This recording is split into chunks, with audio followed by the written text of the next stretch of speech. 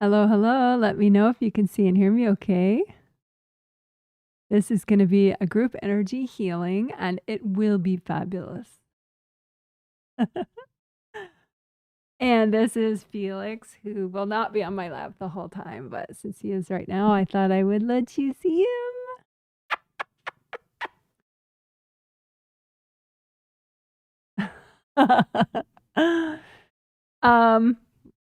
But anyway, so during this group healing, I will be healing 136 people in 10 different countries. And the theme of this healing and the set of 3 healings that we're doing, and then the other set of 2 healings that we're doing later this month, is a dual theme that it's sort of very related. Clear denial to inspire progress, and heal emotions and heal sexuality. Emotions and sexuality, they're the same chakra, second chakra. So that's why often you'll see in my videos healing emotions and sexuality in the same triplet set, or the same, twin set or triplet set, whatever. So I am very excited to talk about what we're doing today. Thank you for my confirmations. I appreciate that. Always very important to know that I'm not just talking to myself. Never know. Okay, so and obviously that is my website. If you want to purchase a set of group healings, even if you're a newbie, feel free, come on in, the water's warm. And that is my email address if you want to say hi, either because you just purchased and you're a newbie, or just for some other reason you need to say hi. That is my email. Okay. So, oh, and actually one common reason that you might need to email me is if you're like you've been thinking about, maybe I should get a set of healings for this good friend of mine or a sibling of mine, but I'm not sure which set to get, or what they say on a spirit level about it, and then I can ask the angels, and I can ask that person, and blah blah blah. So that is one reason why you might want to email me and ask a specific healing for a specific person, specific healing set for a specific person. Okay.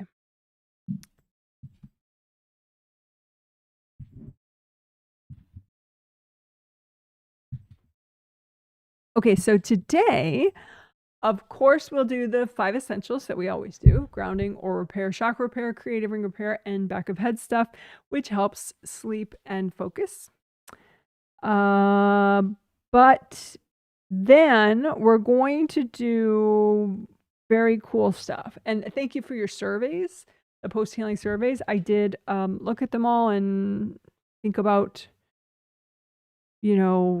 what new techniques that people need. I read the energy of the people that wrote the surveys. So you do not have to be in some amazing state of wisdom to write your survey. Just let me know how you're doing in the survey. Easy peasy. Okay, so one of the things we'll do is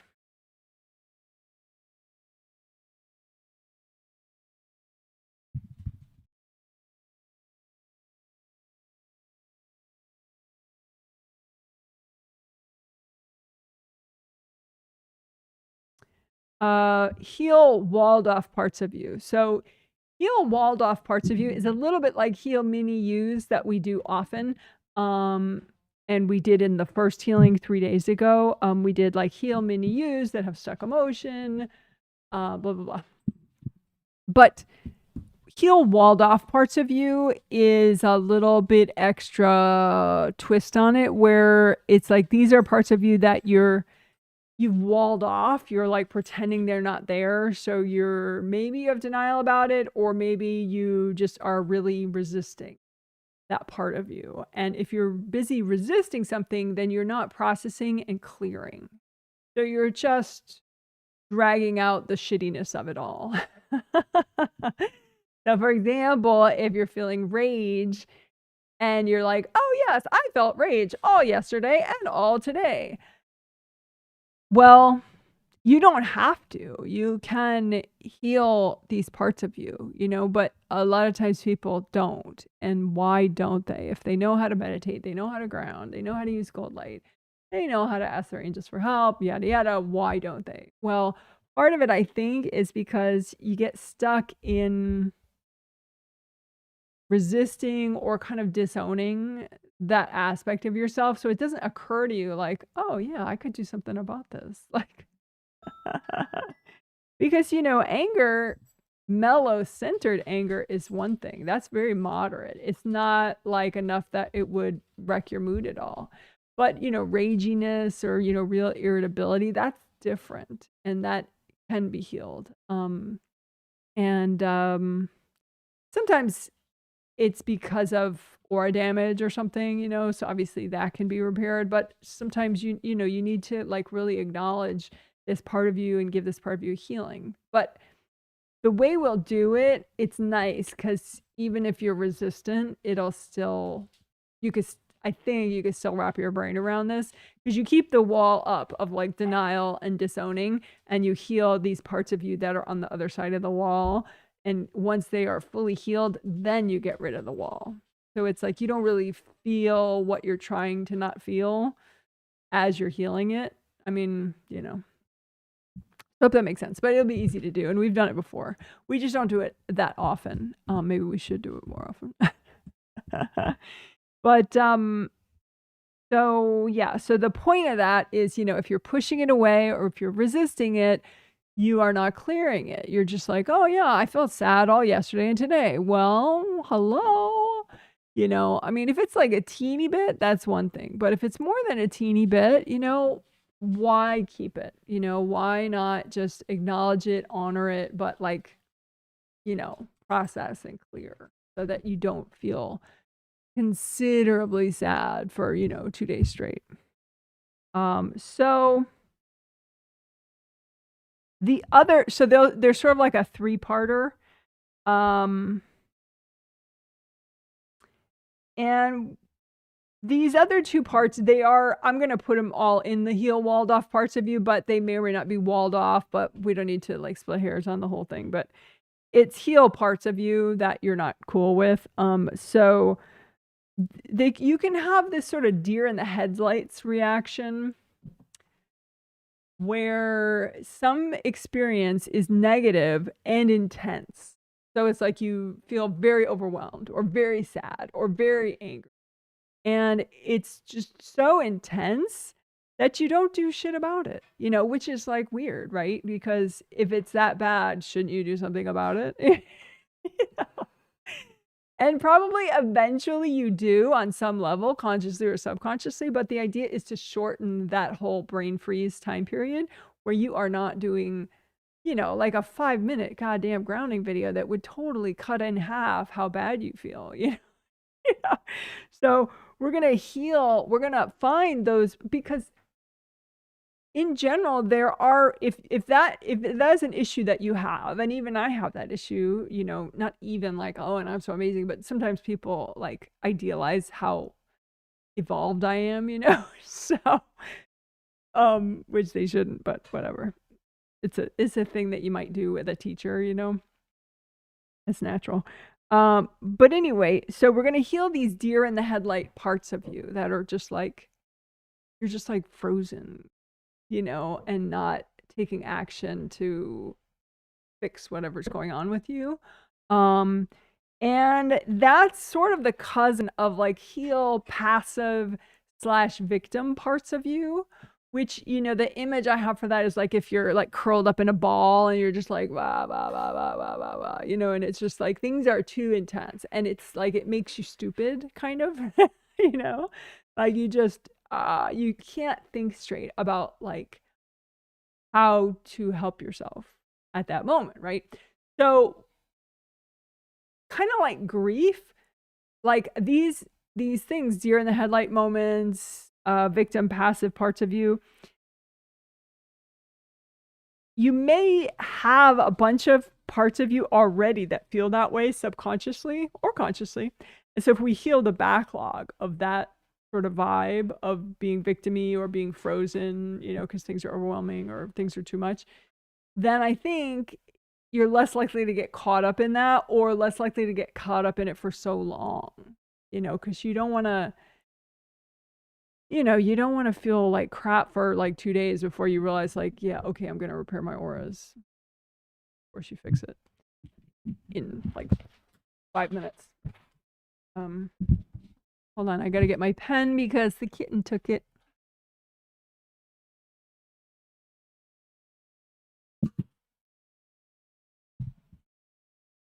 Got it.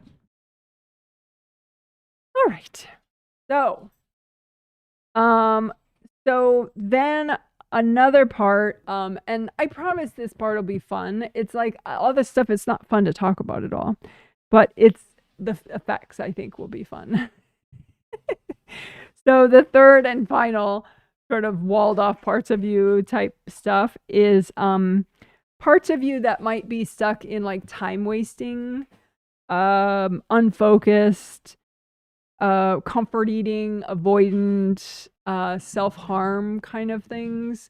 Like it could be literal self-harm, hopefully not, but you know, like cutting or something, but it could be self-harm as in overeating or not working on a project that you have that's like so near and dear to your heart. Like that's kind of self-harm in a way, you know, you know, so anyway, all that stuff. We'll find parts of you that are already doing that on some level and heal those parts of you. So then overall, hopefully you'll be less likely to be that way. Hopefully that makes sense. So again, not fun to describe all that junk, but it'll be fun to get it healed, and so it'll be less of an issue. And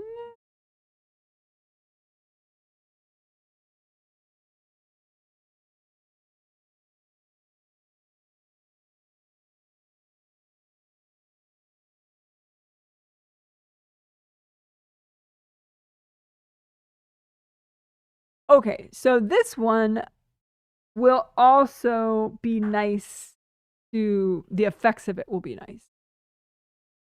Like a eyelash in my eye, I think. So, stepping stone blocks we've done before. I don't talk about it a lot, but it's just blocks in your auras that people can cord, and then if they're cording that, then they can cord something more internal than that, either a chakra or some energy block that's deeper, more close to your body. So a stepping stone block is just an energy block that maybe like a lot of people cord, or somebody particularly invasive is cording. It's just, they're good to clear, because then it's harder for people to cord you once you get rid of these blocks. So how I noticed this was I was, you know, working my energy, and I noticed there was this block, you know, around one of my chakras, and my birth father was cording it, and he's pretty invasive, so he cords a lot. But the thing is,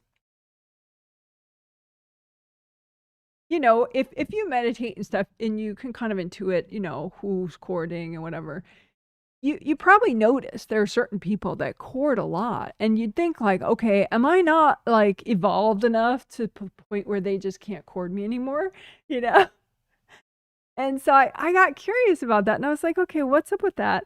And it turns out like these key stepping stone blocks, I think it's like it takes this concept one step further, because I noticed that my birth father, he was cording, he had a stepping stone block that he was using.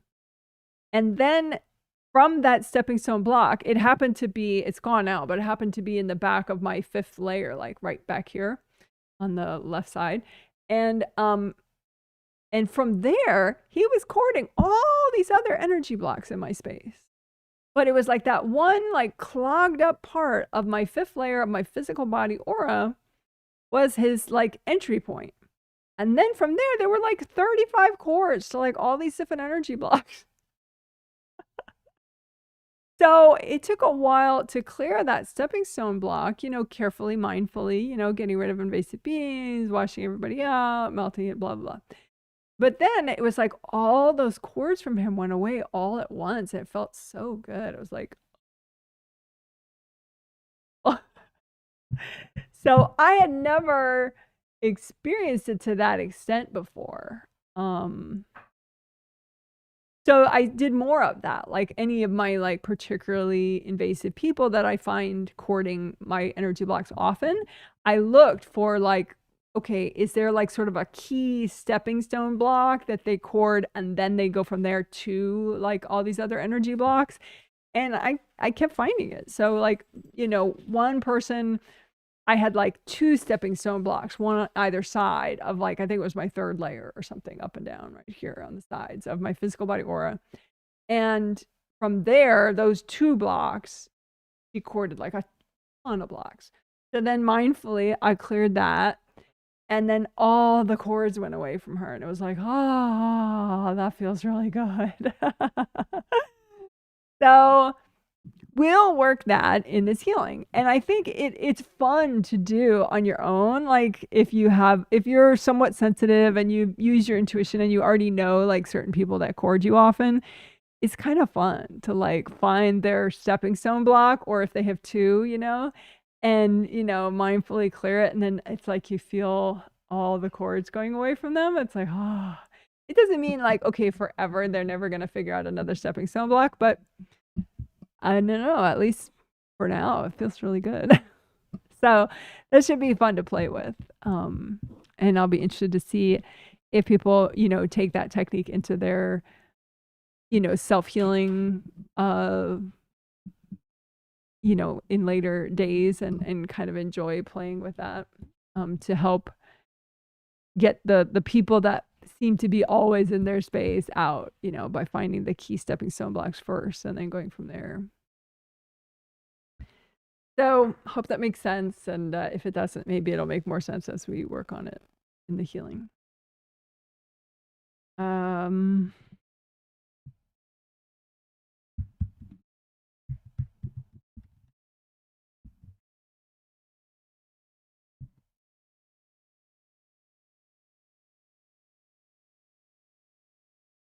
So bulk processing for simplicity is pretty cool, actually. It's a simple concept. It's one of those things I would say it's new-ish, It's kind of like the key stepping stone blocks things. It's like, it's just a better twist on something that we have done, which is, what did I call it? Empty, unprocessed stress pots, which is kind of, that metaphor didn't work for everybody. But it was like empty USPs, I called it sometimes, for unprocessed stress pots. But the idea is if you have sort of stress and baggage you should be unblocking, but you haven't yet.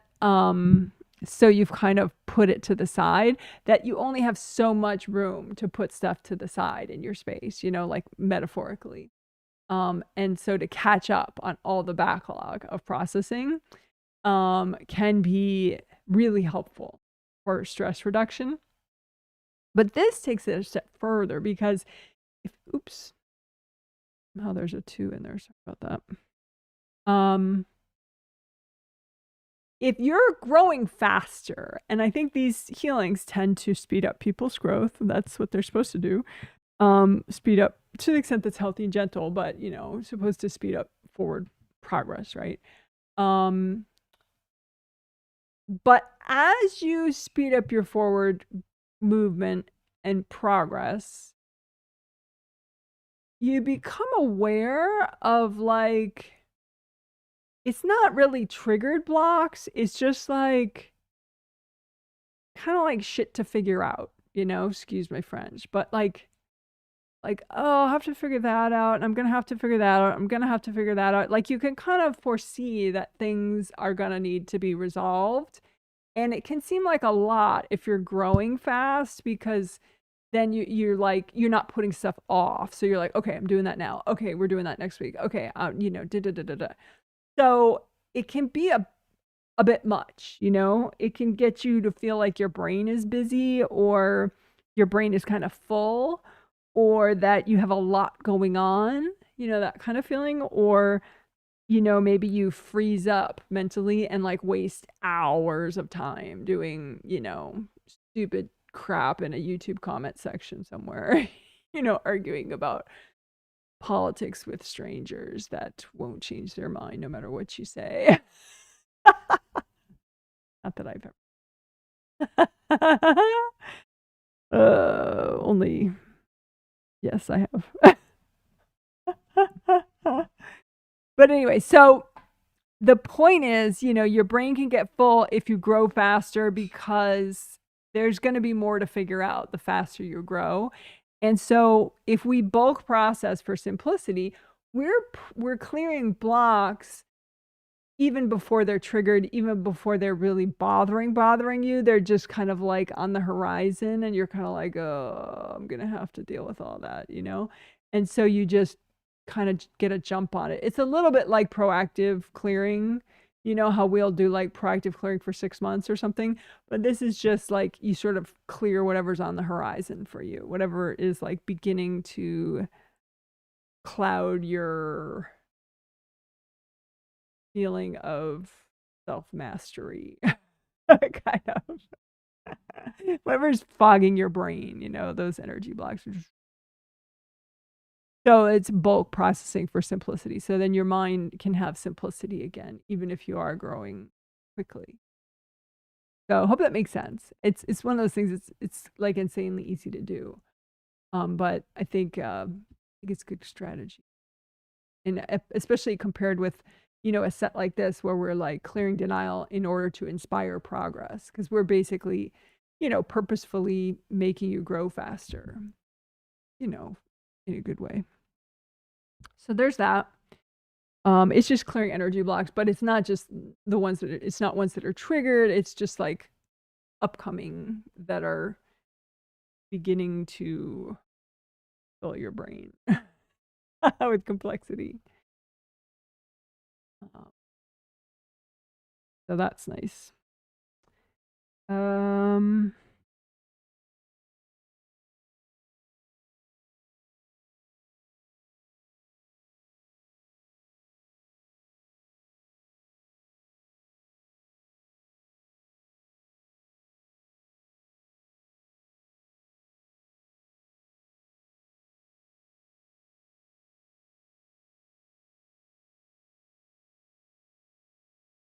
Sorry.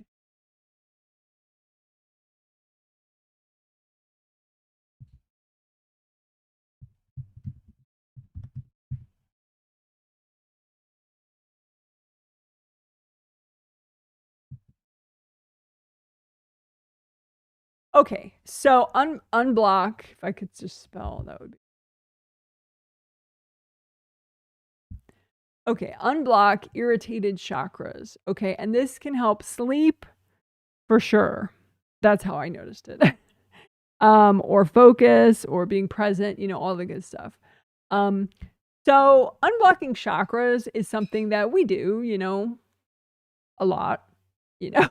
We do, you know, as part of the 5 essentials to repair and unblock all chakras, all major and minor chakras of the body and spirit, right? But this, I noticed that, like, okay, you can have chakras.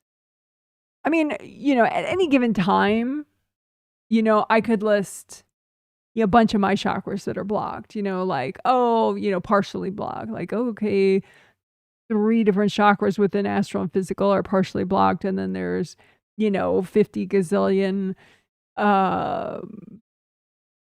you know, little chakras and meridians, and maybe, you know, oh, this one, that bunch, you know, like having chakras partially blocked or even fully blocked is not a big shock, right? But if they're blocked to an extent that your chakra is overworking, you know, because it's a motor. Your chakra is a motor. It's trying to generate energy. It's trying to keep it flowing. And if your chakra is too blocked and overworked, then it becomes irritated, and that can really get in the way of your sleep, basically. That's how I noticed it.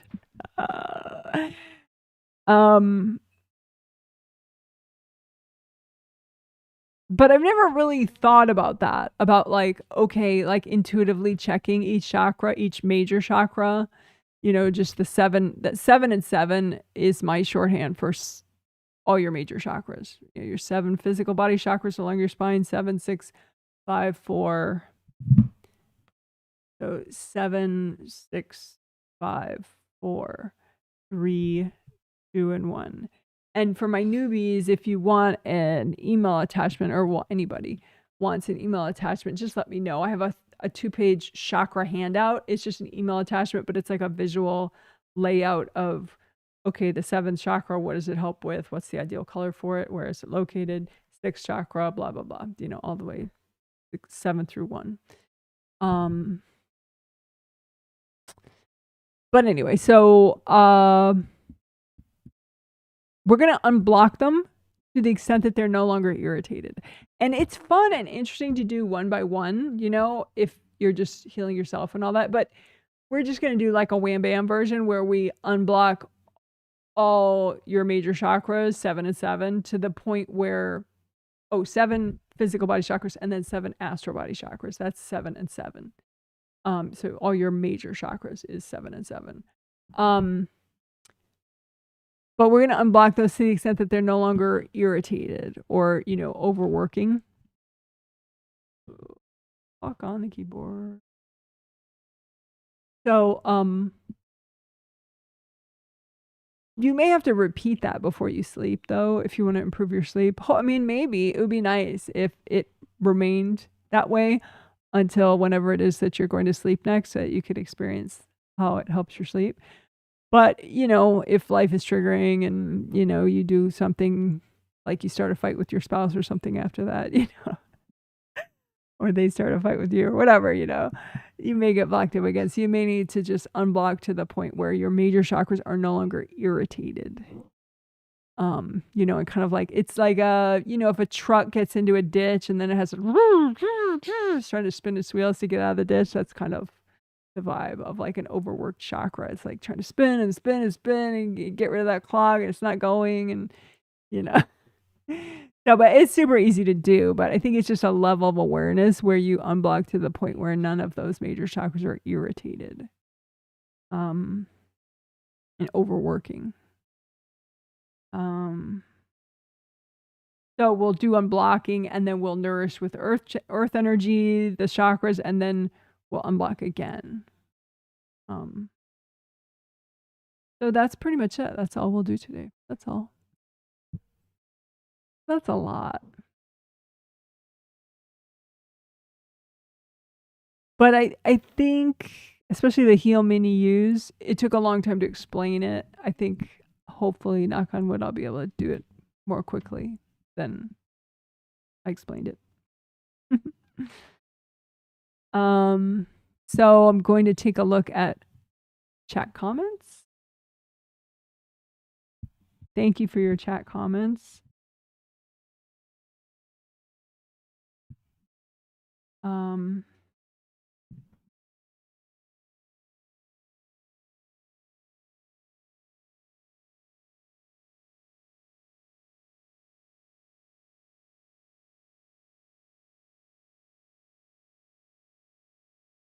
Boy, happy at the same time. Someone says, hello from D.C., Washington, D.C., the capital of the U.S. All very clear. Thank you. I can see and hear you clearly. That's nice. Someone says, hi from cold and rainy Portland, Oregon, which is a 2-hour drive south of me. 2 hours mostly because of traffic. Oops. Then someone says, hi from Chicago. I used to live in Chicago for many, many years, most of my adult life. 34 degrees Fahrenheit and evening. So 34 is just above freezing, 2 degrees. This is hello from Florida in the US. I'll watch the video as I'm out on Super Bowl dinner. Alrighty. Lots of kids that you're hanging out with. So I guess grounding will be useful for that. Someone says, I'm grinning listening to this because I know I freeze up and don't heal and just mope the whole day. Makes you stupid is so true. Yes, it is so true. I got stupid recently myself in that way of I felt overwhelmed for like, it was like at least half a day. And then I fixed it. I took kind of a nap, which was like an out-of-body meditation, and I realized some stuff with the angels' help, and then I fixed it. So then I wasn't overwhelmed anymore. But I had been thinking, oh, I should take a nap for like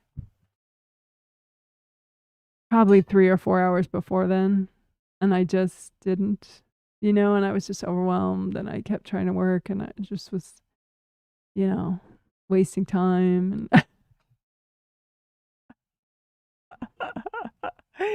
usually it's not that bad. Usually if I should meditate and clear something, but I'm not, I'll just get unfocused. So I'll feel fine, but I'll just do dumb shit, like on YouTube or something for like way too long.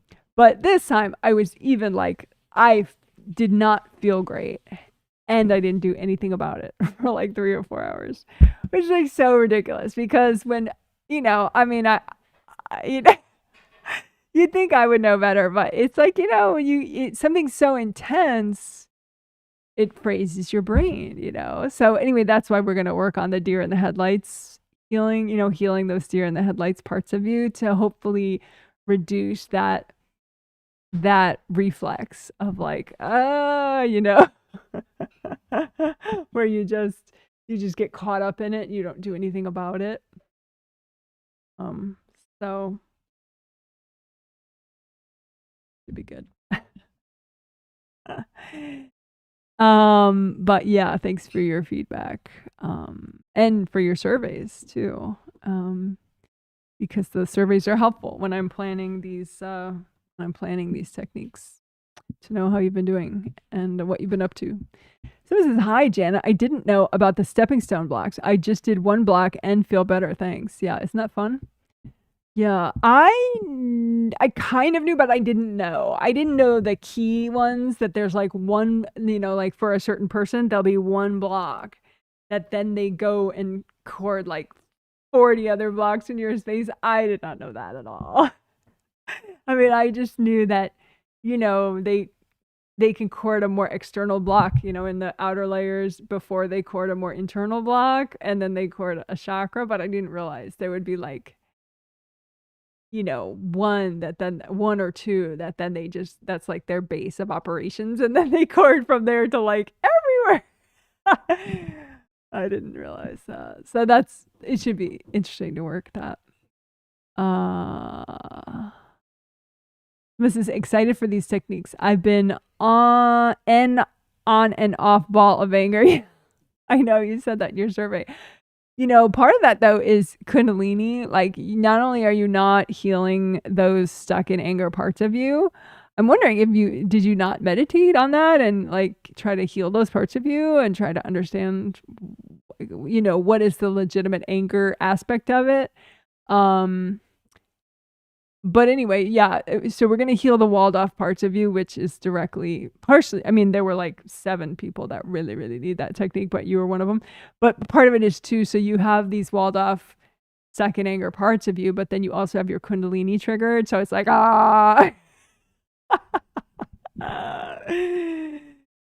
So yeah, that's funny. It's not funny to experience. In retrospect, once you clear it, maybe it'll be funny for you. But yeah. Someone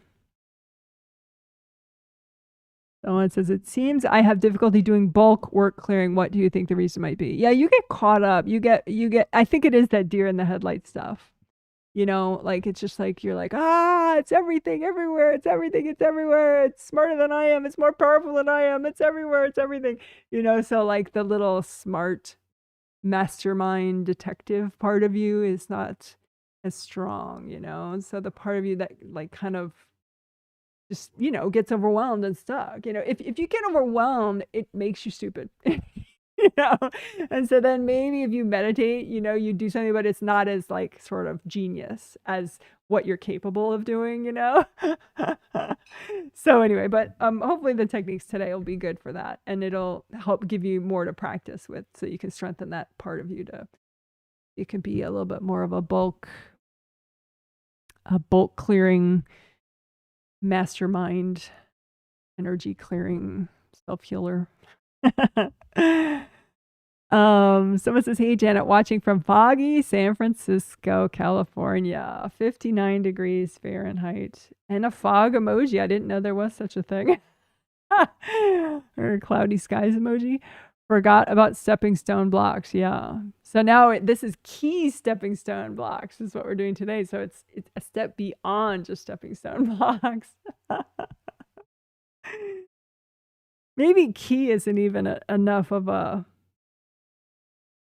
key though, as few words, because I have to fit this stuff in like video titles, and you know, base of operations energy blocks won't fit in a video title very well. So we'll just have to call them key stepping stone blocks. But yeah, so this will give everybody lots of fun stuff to work with in meditations if you wish. And hopefully if you don't meditate, it'll just still help you to go from like, you know, it'll help you to nip it in the bud if you're like either just wasting time or you're stuck in a crap mood. You know, it'll hopefully help you to like turn on your logic and your self-healing motivation, you know, to like snap yourself out of it in one way or another, through meditation or through, you know, taking a hot bath or taking a nap even, or, you know, something, you know, versus like, I've been ragey for 2 days now. But anyway, I do want to say I'm not blaming the victim. I've been there. Just, you know, there's nothing wrong with you. It's just a thing, and we'll work on the thing. I mean, there's nothing like, you know, you don't have a horrible character defect, in other words. It's workable. Okay.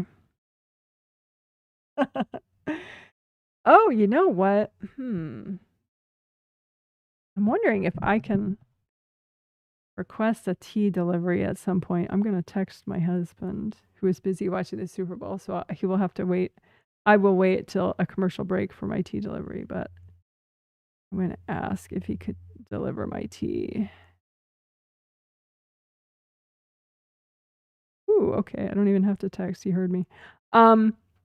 It is on the counter and it's still steeping, but it doesn't need to be. It's already done steeping, and I don't know if it's too hot to drink, so if you could check that. But yeah, I got it all ready for myself and then left it. Not that I've ever done that before.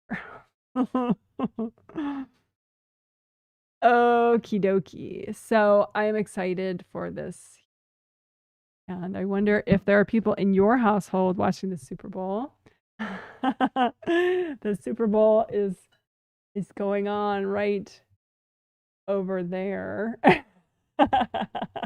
Whenever you see me having this camera angle, it's usually because there's football or baseball or some big game.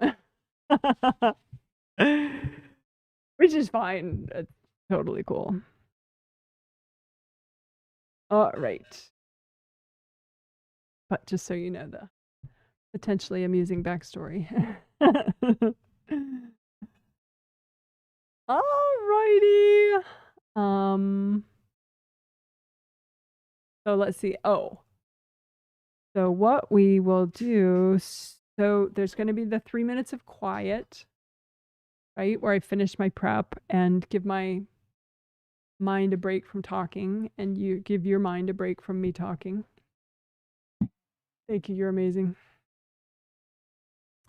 Tea delivery. I wouldn't have asked, except I've done tea delivery for him several times in his live streams. So, so it's a thing. I get to call in my tea delivery favor.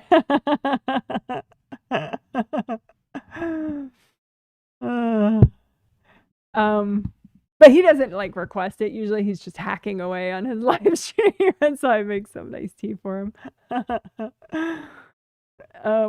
Okay, so we'll do the 3 minutes of quiet, and then towards the end of that, I'll start the healing without talking for the first minute. And so you'll see me go like this, and that's how you know I'm starting the healing.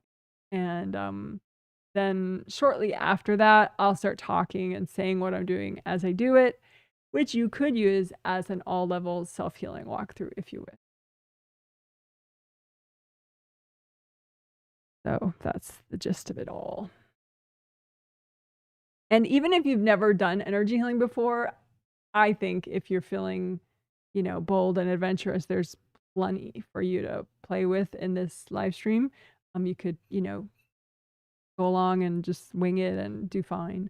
And if you're advanced, even a pro healer, or a veteran self-healer, I think there's plenty that, you might enjoy in this. And then within in about a day, I used to try to do it like right after the live stream, but it's just too much for me. I'm just going to keep doing it the next day. That's been working out nicely. So tomorrow sometime, so Monday sometime, I will be doing timestamps and, video chapters. So then, and there'll be a healing summary in the comment section. So you can just see a nice outline of what was done at a glance, boom, boom. Oh, that's what we did. Okay.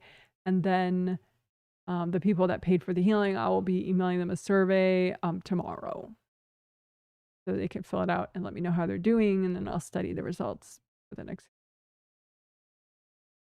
So that was just.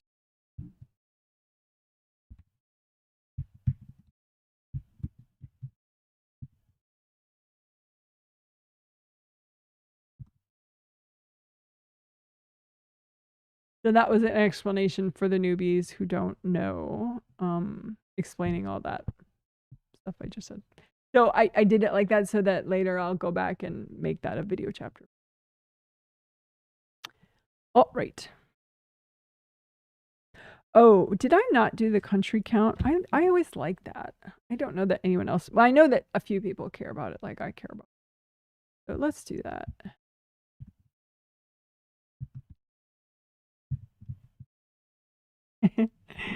Okay, so the stats of who I am healing today. Oh, I do need to fix one because somebody gave me their travel info a little bit late. So, okay. So of the 136 people that I am about to be healing, and I'm healing also on Wednesday, they are in 10 different countries currently. 111 of those 136 people are in the US, 4 are in the UK, 5 in the United Arab Emirates, 5 in Canada, 4 in Qatar, 3 in Ukraine, 1 in Bermuda, 1 in Norway, 1 in Japan, and 1 in Australia.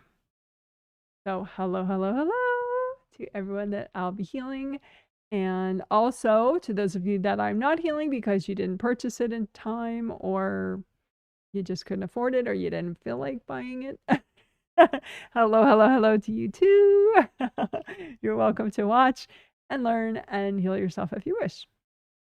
And of course, if I'm healing you, of course, you can heal yourself at the same time.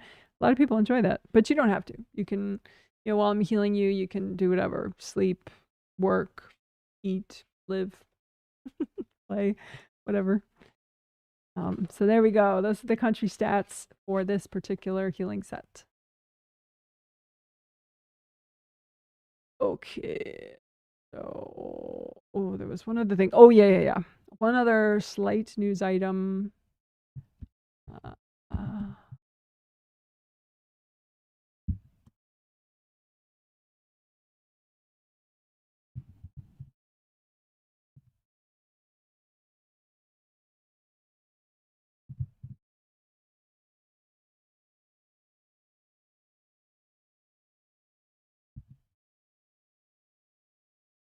Okay, so this is the news stuff.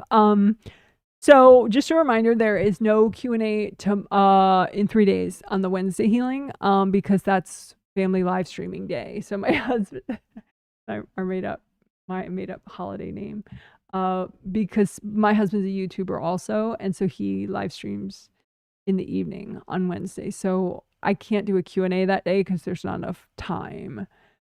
We can't both live stream at the same time because we don't have bandwidth for that internet, bandwidth. So I'll just tomorrow. So on Wednesday, I'll do regular intro and then the healing. But yeah, that's it. Then I'll just say you're amazing, love you, bye. So there won't be a post healing Q&A on Wednesday, which will be true pretty much most months, just because of the Wednesday, because he's a Wednesday live streamer. Okay, and then the April theme, I did mention it 3 days ago, but just in case you missed that, it's a real amazing one. The April theme or the April sets, healing sets, will be focus, discipline, time management, and productivity. So I'll say it again: focus, discipline, time management, and productivity. So yes, you could do both sets if you want. If I were my client, I would absolutely do both April sets. Well, I would do all the sets. I would have a subscription. But if you're like a dabbler, and you only buy one set here and one set there, and you only think about the theme and whatever, well, think about that theme. You could, of course, go for it and just do both sets. It's not like it's the same experience redundantly repeated. It's like a different, we'll just keep delving more and more into it. So anyway, so that's huge. And then the March theme, for next month is, so a month before the April theme, is abundance and safety, strong boundaries with danger, and then having an open hand to opportunities. That should be pretty fascinating and helpful. Okay, so then, and then February 15th is the next time, I put up a batch of healing sets on my website. Currently, there is the February twin set, the set later this month, that's up for sale still, and then the March sets are up. So then on February 15th, which is in a week, the April sets will go up, the ones on productivity and all that good stuff. Focus, discipline, time management, and productivity. Oh. All right. But hopefully today's stuff that we do will also work: time management and productivity. You can think of a couple techniques today that might help that as well. So I'm excited for today as well. All right, so that's all the news I have, all the news that's fit to print. And if you don't get my news updates on the 15th that come out, you don't get those emails, feel free to email me and let me know. You have to point blank ask, please send me your news emails. Because even if you purchase a healing set and you get you get a million emails during that healing set, I don't automatically add you to a news email list because I don't want to spam. So you have to say, yes, I want those news emails every month, Janet. They're just once a month, those emails. But you have to ask. Okay. Don't want to assume, right?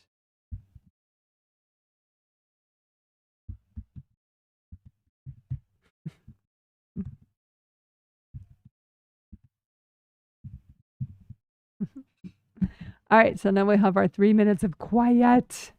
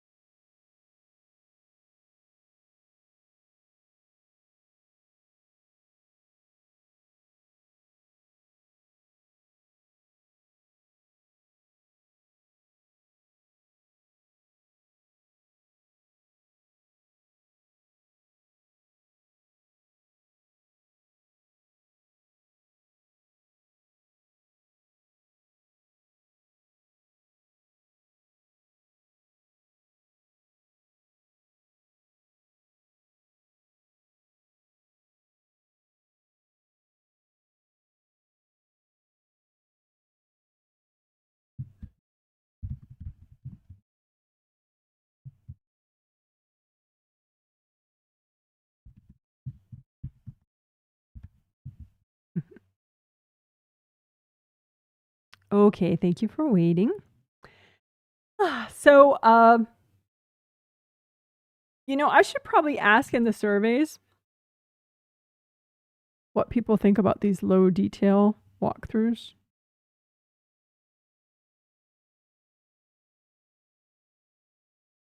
Because I've been doing them for maybe 2 or 3 sets now, and I don't have a lot of feedback on if people like them or not. I have a little, but not much.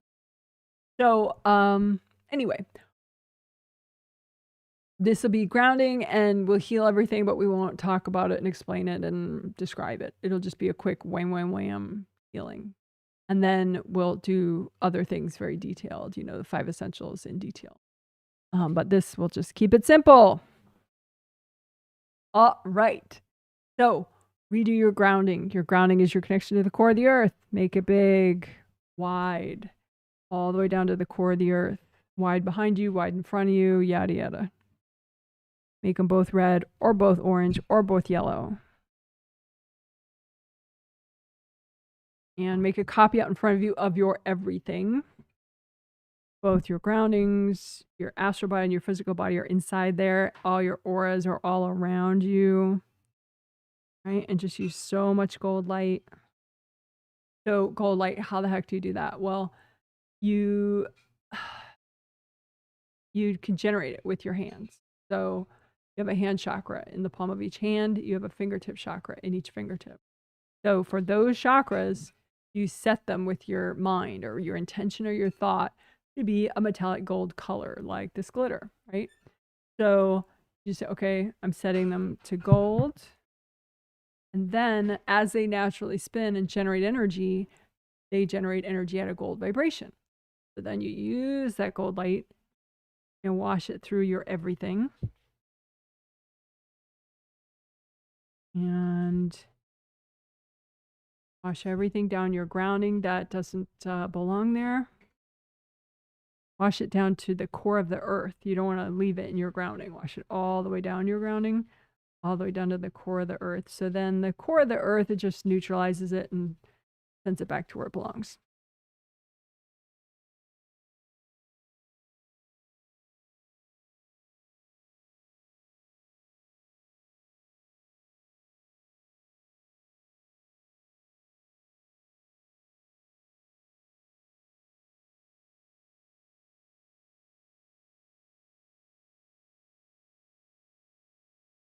And along your spine, use a lot of gold light there.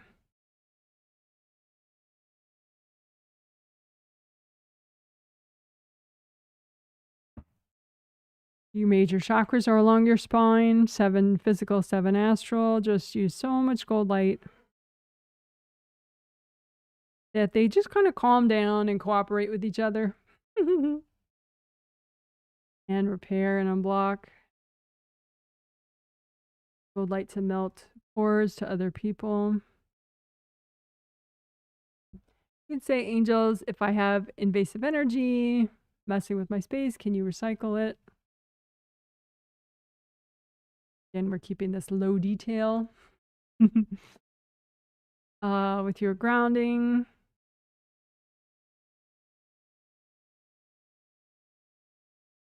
You could imagine different parts of your grounding and check. Or you can imagine just sweep together all the junk that doesn't belong there and melt it all, surround it with so much gold light, melts away.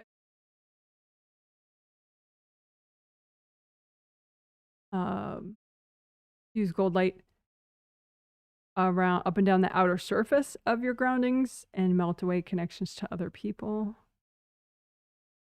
You can have good friends, good relationships, but nobody needs to cord into your grounding. So you can just melt all those cords away with gold light from your hands.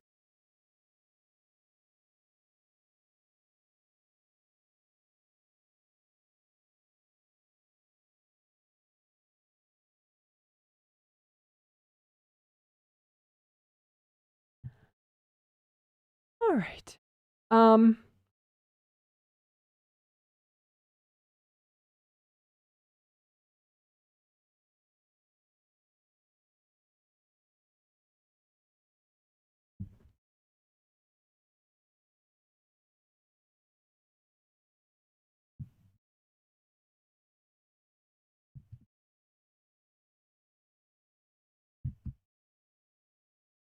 Okay, so this is actually one of the things that I said we would do after the 5 essentials, but I want to just stick stuff in everywhere today. So I think the sooner we do this, the better. So bulk processing for simplicity is you're just clearing energy blocks so your brain isn't so full, so you can grow quickly, handle a lot. You don't have to put off a lot of stuff because your brain is really working well, and you can think and plan and have clarity and keep going, right? So, and it has to do with emotions too, like you just blow through stuff. You don't get stuck on it. You don't have to put it off and repress it. Just whoosh, whoosh, whoosh, whoosh, whoosh, keep going. Easy peasy, right? So bulk processing is just you're clearing a lot of energy blocks at once. Bam, bam, bam. So first we're going to just line them all up and have the angels double check, right? So, but feel free to line up a ton because we will have the angels double check. So like, I mean, when I was imagining them, it was like shipping crates full, like the kind of shipping crates they load onto like a big, freighter ship, like giant trailer size shipping crates, and so I imagined like 8 of those at once or so, you know what I mean? So just feel free to imagine a lot of energy blocks, just whatever is kind of gonna get in your way and it's already starting to make your brain feel too full. So it's a little bit of like proactive. It's not like super screaming triggered stuff yet.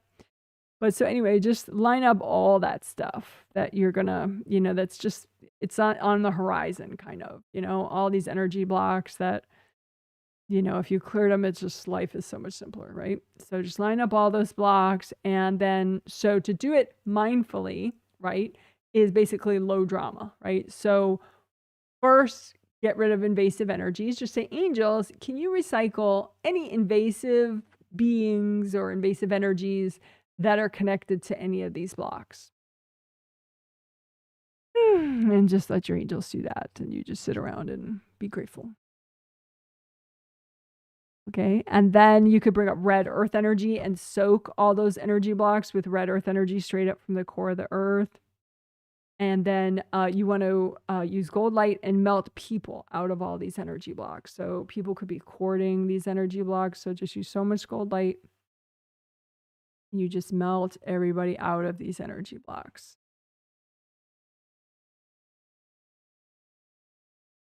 And then you can clear them because you got rid of the beings, you got rid of the people out of there, and you grounded them. And so that started draining stuff out. So you could blow them up if you want, but I don't know. I kind of like using so much gold light that they just melt. That's my preference. But if you do have the people out of it, you did melt all the cores and wash everybody out, then you could blow it all up too if that amuses you. If you're healing someone else, don't blow it up. Blowing up other people's stuff is too bossy, in my opinion.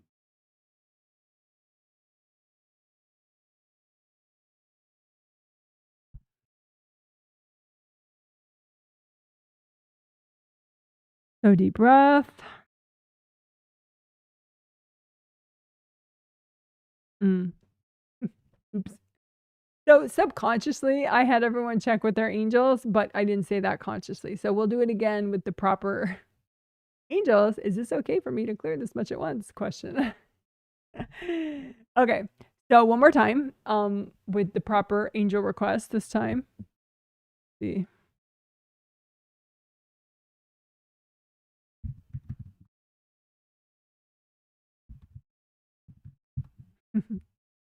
Proper meaning, you just playing it safe. You want to do healthy and gentle, right? So, okay. So all the energy blocks that if you keep growing fast and grow even faster, what's already starting to cloud your brain, like what do you want to proactively clear just to make life easier for you and make you more highly functioning and make you feel better about faster growth, right? So put all the blocks out in front of you that you might want to clear in order to make your brain work better, right? All these energy blocks, and then say, angels, is it okay to clear all this right now? Is it healthy and gentle to clear all this right And then say, angels, can you recycle any invasive beings hooked into all this junk? And just take a deep breath while your angels do that. And then you can bring up red earth energy straight from the core of the earth and soak all these energy blocks in red earth energy.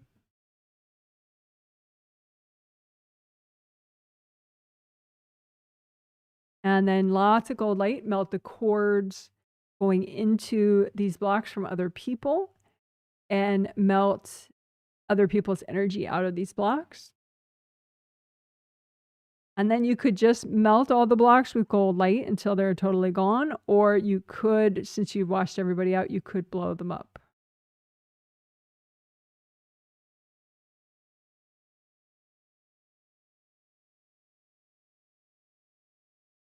And if you have any left over, you can just wrap them up in gold light and give them to your angels and say, angels, can you help me with these?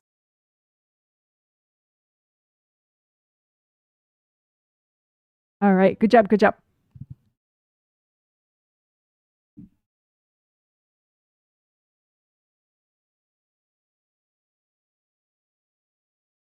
So if you are freezing up and wasting hours and hours of time, or yeah, basically, or you just feel like your brain is full and you have a little too much going on, that is a good thing to do.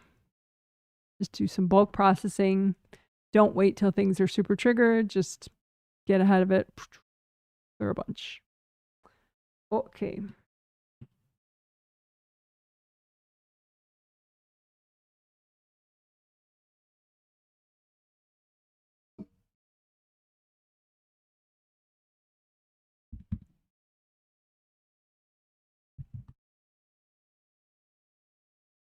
Okay, so aura repair,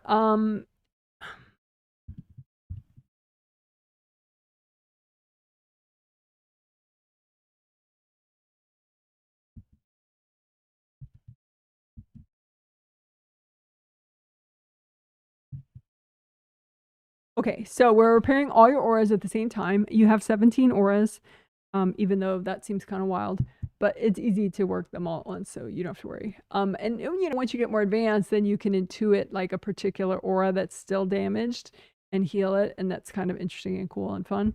But you know, if you're not in the mood for complexity and you know, or you're just wham bam, kind of that's, you don't have a lot of time, you can just heal all of them at once, repair all of them at once, and that's what we're gonna do. So, and just for those that don't know, Wei Qi auras, that's just strong boundaries energy. So really useful. And each one of them nourishes one of your meridians and is super cool. So you can have rips in any of these auras, and let's repair them, right? So you imagine an image of a rip and you say with your intention, okay, well, this rip represents all the rips that I currently have in all my 17 auras. And then as you repair this rip, this composite copy rip, this sort of representative rip, then you're repairing all the rips in all your auras. Okay. So you have your composite copy rip. You say, okay, this represents all of them. And then you clean it out with sticky gold wax. So that's gold light from your hands. And you fill it up. And the gold light sticks, sticky gold wax, it sticks to what's not you and forms a lump. So then you lift out the lump, which is everything that's not you, give it to your angels. Angels, here you go. Right? So sticky gold wax, and then lift all that junk out that's not you. Angels, here you go. So what could that be, all that junk? Hard objects that people have thrown at you, hard energy objects like spears and stuff, that people might have thrown at you, that created the rips, that could be in there still. Invasive people, invasive beings, you know, whatever. So, okay.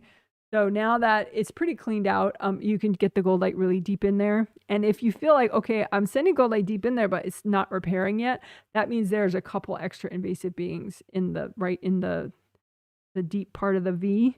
So you say, angels, if there are still any invasive beings in the way of this repair, can you recycle them? And don't feel like weird that you have to say that like 3 or 4 times as you're repairing your auras, for it to, you know, finish repairing. It's not uncommon.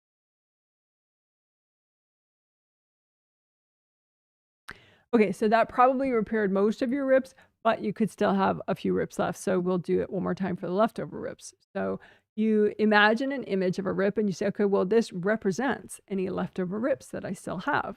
And then you do the same thing. Sticky gold wax, lift out all that junk. Angels, here you go. Sticky gold wax, lift out the junk. Angels, here you go. Get the gold light really deep. There may be some invasive beings still in the way in there. And so, angels, can you recycle any invasive beings still in the way of this repair process?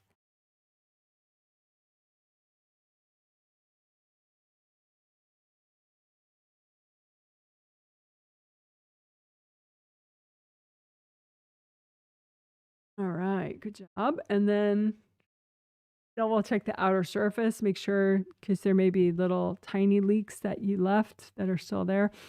Some of those can be because there's some hard objects that are still not gone. Um, so you could sticky gold wax the whole outer surface for any hard objects that are still there. And lift out the hard objects. Angels, here you go. Lift out the hard objects. Angels, here you go. And just extra gold light to repair.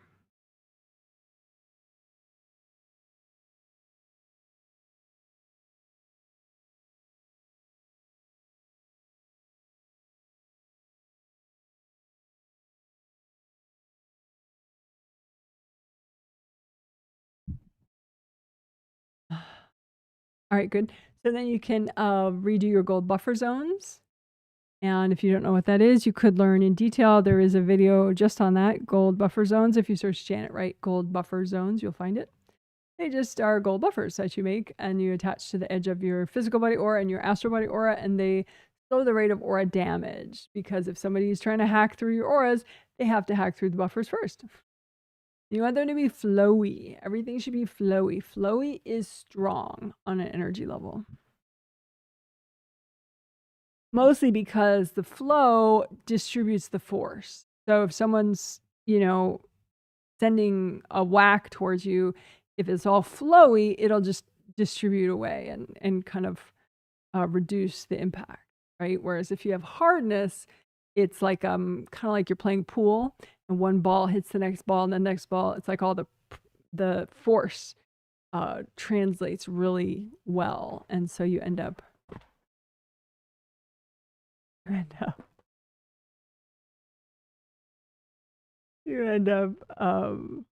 anyway, whatever. You get the point. Oh my god. Good thing we don't buy expensive furniture in this house. We've learned our lesson. Oh my god.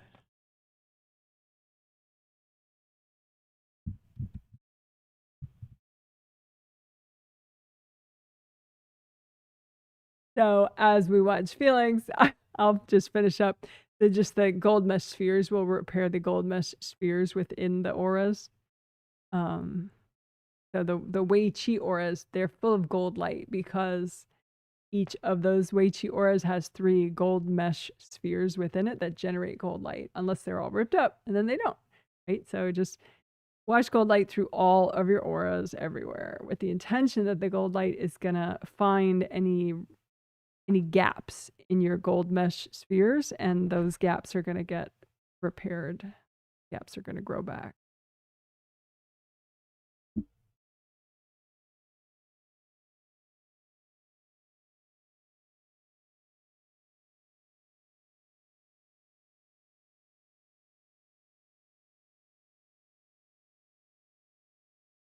All right, good enough.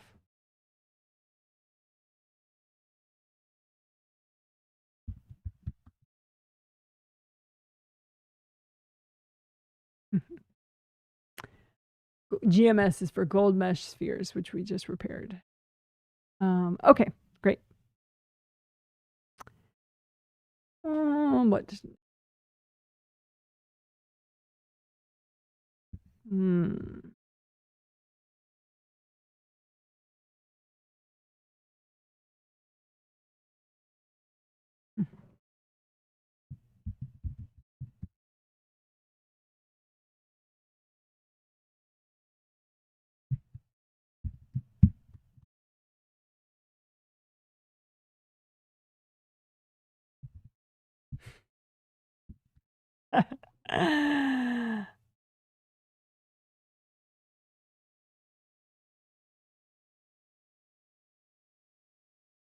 Base of command is sort of a tongue-in-cheek thing, military reference, I guess. But okay, so I explained it already in the intro, key stepping stone blocks. So I'm gonna try not to say the whole darn thing again. But let's do it one person at a time at first, and then maybe we'll do a couple at once. But so think of, stay here, stay grounded, be present, but think of like one of your most invasive people, you know, like someone that you think, like when you're clearing your space, you realize they're courting that block, and then you clear somewhere else, you realize they're courting that block. And, you know, it's just like, it's a frequent thing that you realize this person is courting you, right? So, but don't get into the whole boohoo me, you know, or, oh, they're so evil, right? No. Just be smart, be centered, right? And just think of your space, right? It's really more about you than it is about them. And find 1 or 2 energy blocks in your auras that are their base of command or their key stepping stone blocks. So in other words, they cord that block first, probably because it's pretty massive and it's easy for them to cord it. And then from there, they cord like 20 to 40 other energy blocks within your space. So then the idea is we're gonna, so that big one that they're cording first, that's their base, their command base, right? Or their key stepping stone block. So we're gonna mindfully, you know, step by step, melt that one. And then all the other cords melt away because that was their entry point into your space. So it's not that, you know, your auras are ripped up because we just repaired them and whatever. You know, it's just that there's this energy block that is how they get in, right? Okay, so that's explaining enough. So just, we'll do one person at a time just because I think it's really interesting to feel it. So think of an invasive person. And if you can't think of anybody, you know, God bless you, that you must have like a really special life or you're in total denial, one or the other. But either way, if you can't think of somebody who's invasive in your life, then just find the blocks anyway, you know, just like, I'll be like, okay, well, I am imagining my auras, and then I'm imagining one or a matching set of energy blocks that an invasive person I can't think of uses to go deeper into my space and cord me more, right? So you find the key stepping stone block or matching blocks, or, you know, 1 or 2 blocks, and then you want to do it mindfully, meaning low drama and sort of, you know, step by step. So first, you ask your angels to recycle any invasive beings that are at all hooked into these energy blocks or around them. Okay, so angels, can you please recycle any invasive beings that are hooked into these blocks or anywhere near these blocks?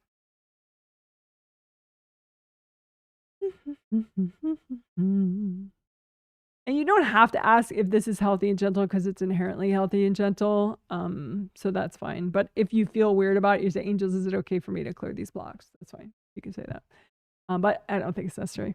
And then melt cords from people going into these blocks. Because if they're that massive that it's a key stepping stone block for somebody, then probably most people can notice this block subconsciously. So you might have, you know, at least a dozen people courting this energy block. So just don't think of who, just use lots of gold light and melt their cords and melt their energy out of these energy blocks. And you can bring up red earth energy straight from the core of the earth and melt and soak these key stepping stone blocks with red earth energy.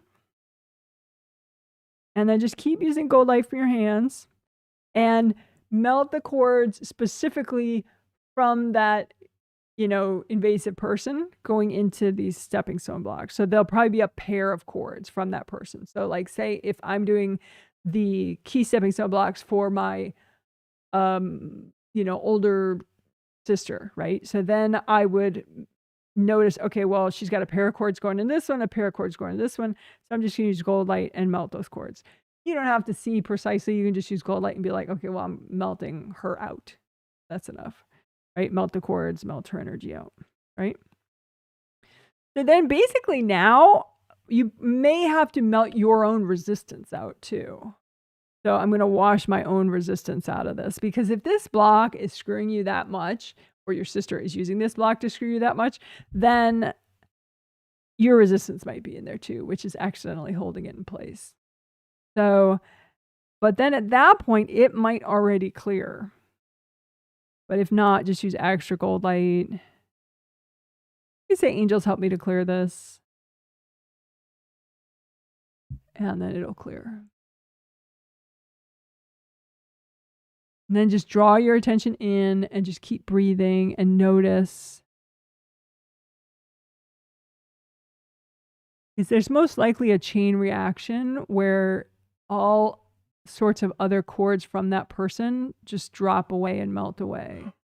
Because they can't get in if they don't have their key stepping stone block.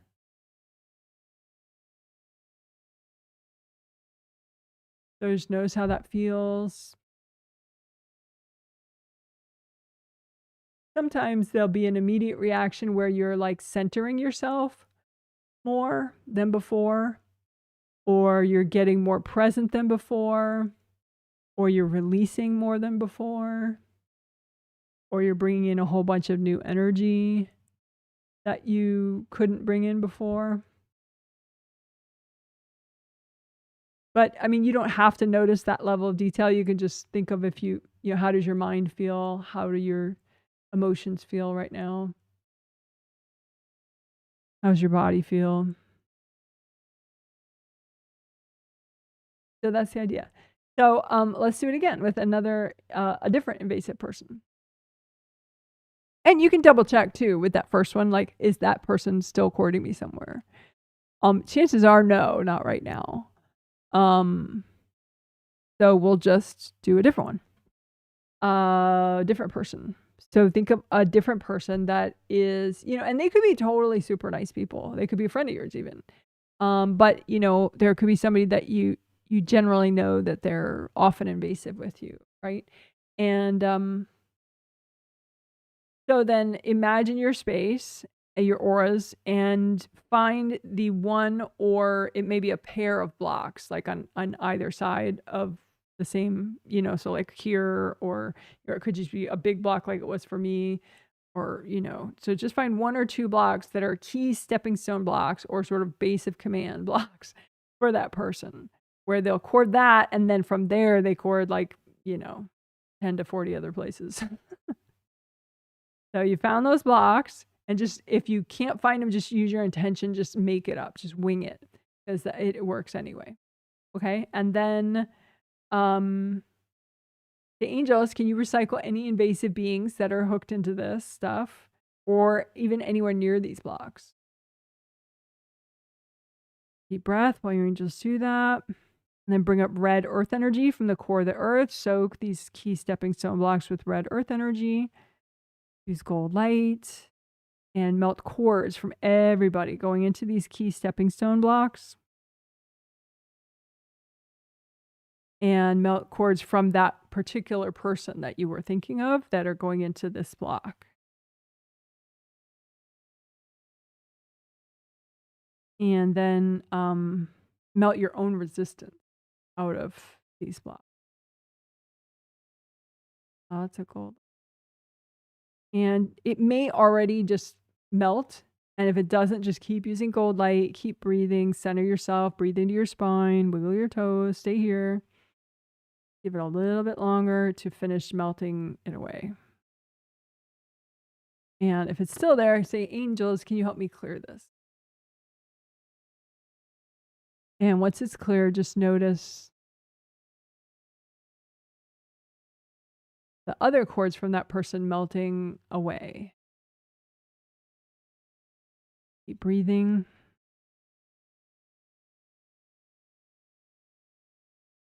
So how does that feel?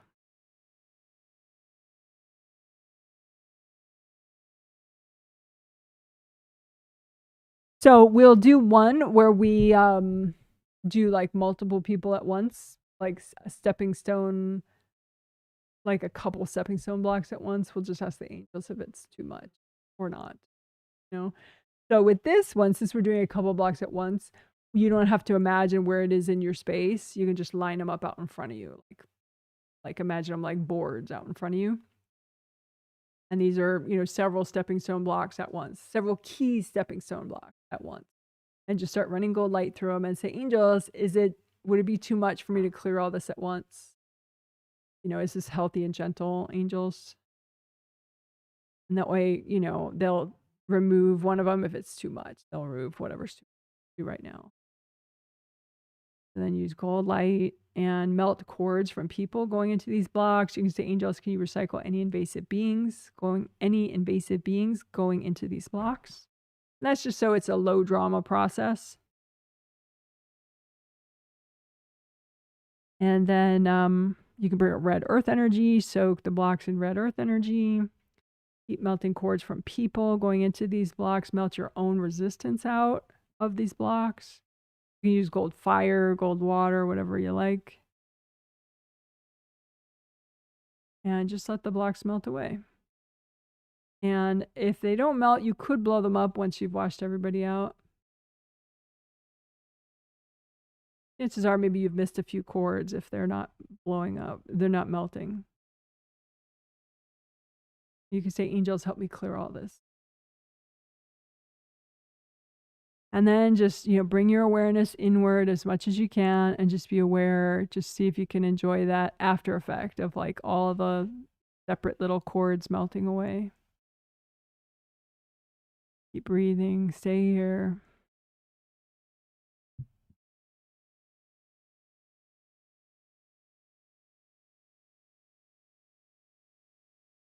All right, good job, good job. Wee-hoo. Yay, good job, good job. So that's something that you can do whenever you want. You know, when you need more focus, when you need to sleep better, when you whenever you want to feel better, be more productive, etc.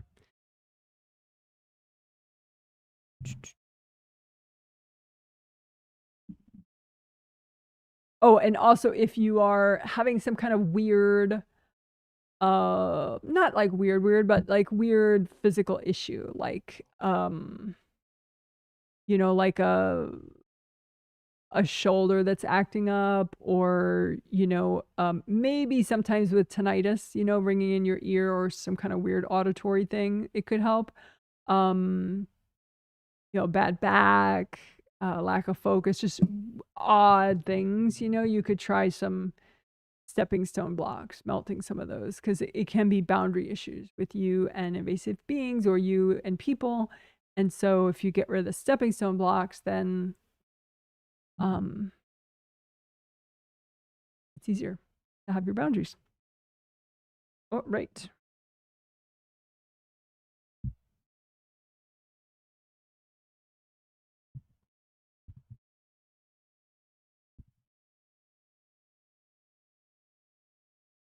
Okay, so we're going again, we're sort of mixing it up and doing 5 essentials mixed in with the other stuff. So this is one of the 5 essentials, creative rings, creative ring repair and unblock. So creative rings are up here, 1, 2, 3. And they're 3 gold rings, and they generate gold light, and which is very useful. Gold light is good for healing, energy healing, and unblocking and nourishing, and it makes like a nice protective force field up there, and it also sends the gold light down to help nourish your major chakras along your spine. So let's make a copy out in front of you of your 3 gold creative rings, and you know, check them out. Look for any cracks or broken pieces, broken parts, and just use extra gold light there. And if you can't see and you don't trust your intuition, just kind of wing it and use your intention and say, okay, well, I'm going to send the gold light to wherever it is damaged. And just wash everybody out. Everything that's not you, just wash it off. And so it's just you, and it's just gold. You want to melt away energy blocks within the rings and in between the rings and above and below the rings. It's a really important spot right there. You know, it's right above your 7th chakra, which is in the top of your head, which has to do with, you know, empowerment and confidence, identity, all sorts of good things, goals. And your 7th chakra needs to send energy straight upward. So that's through the creative rings. So it's got to be unblocked in the middle of those creative rings. Melt all that junk away inside the creative rings and up above and below them.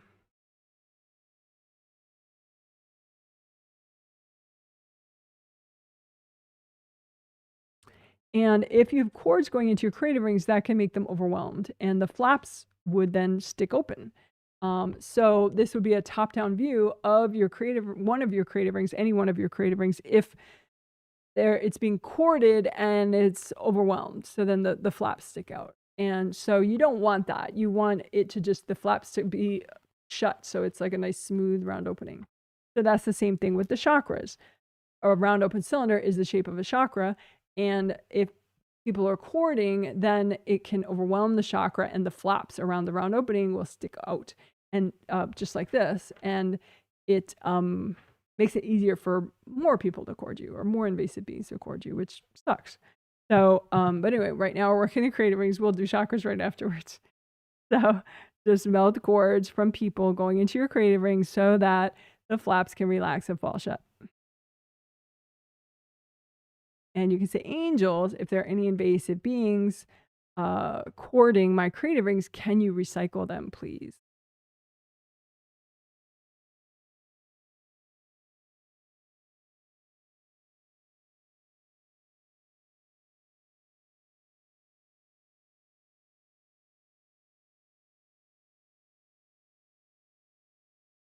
And you can double check, you know, if you can imagine or visualize your creative rings. You can check for invasive beings. It might look like mud caked on the creative rings, or it could look like cloudiness or like a fuzziness or like cottony stuff around the creative rings. So just those are invasive beings, or it could be invasive people's energy too. But you could kind of just try to say, angels, can you recycle this invasive energy right here?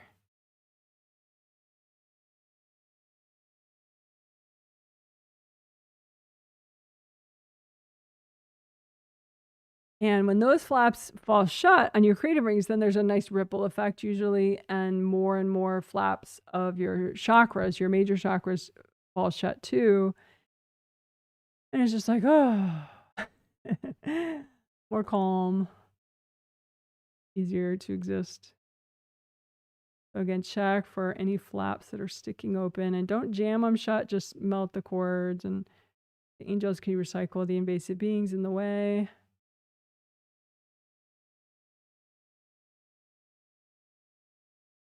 All right, good job, good job.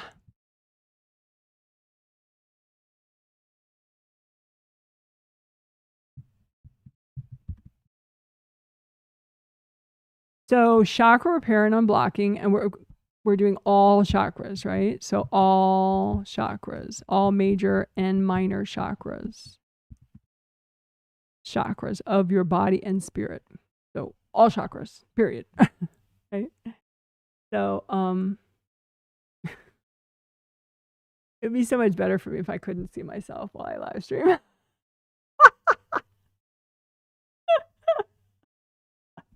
Because I'll be like, there's just a little hair there. If I could just move that little hair, why does it stick out like that?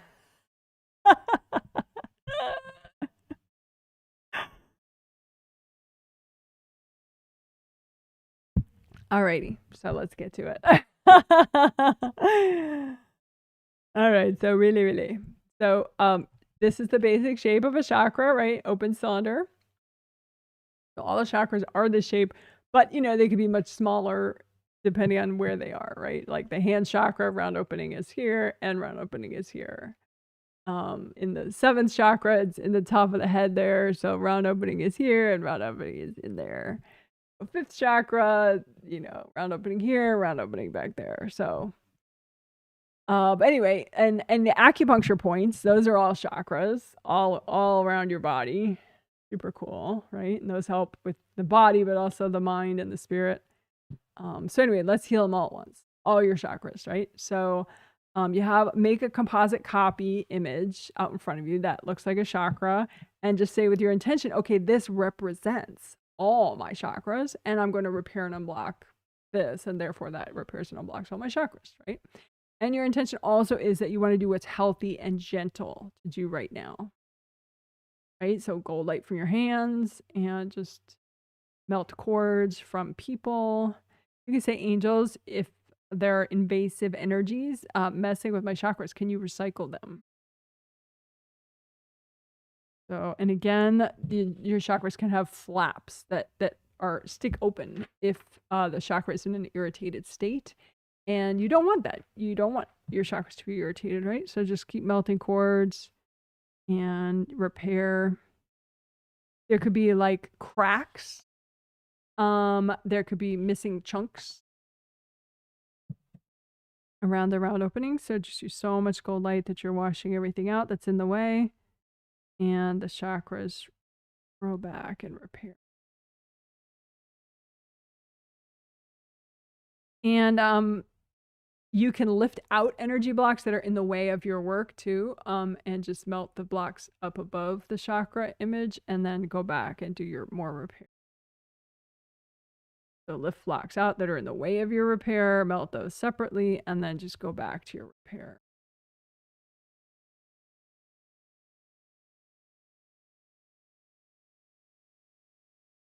And then we can do theme related unblocking too. Clearing denial in the way of progress. So you could have energy blocks in your chakras related to denial that's, in the way of your progress. So lift out those denial blocks in the way of your progress. And say, angels, is it healthy and gentle to clear all these right now? And if you get the green light, go ahead and melt all those away. Oh, you can just have that intention too. Just melting away your denial blocks in your chakras. All right. And then heal emotions and sexuality is the other part of our theme. So you can lift out of this chakra image all the energy blocks that are healthy and gentle to get rid of right now, that are in the way of your emotional wellness and your sexual wellness. So lift all those blocks out and melt them away with cold light from your hands. So give your chakras an extra healing now that you've unblocked to that level. And one more time. So sexuality blocks, because again, sexuality, it helps with even physical health issues. Your sexual hormones help you in a lot of ways, not just to have, fabulous sexy time. Although that's nice too. So lift out the blocks from your chakras that are healthy and gentle to get rid of right now that would help your sexual wellness. So lift out those blocks and melt them away with gold light. Lift out those blocks, melt them away with gold light. And again, that can help you in this life, but it can also help you in your next life. Why not? Right? Why not?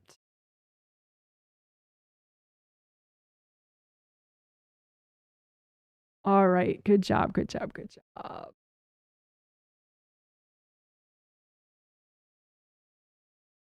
Oh, I didn't mention, but if you could give this live stream a thumbs up, that's my thumbs up for you. You're amazing and awesome. Woo, woo, woo, woo, woo. Yay for you. All right.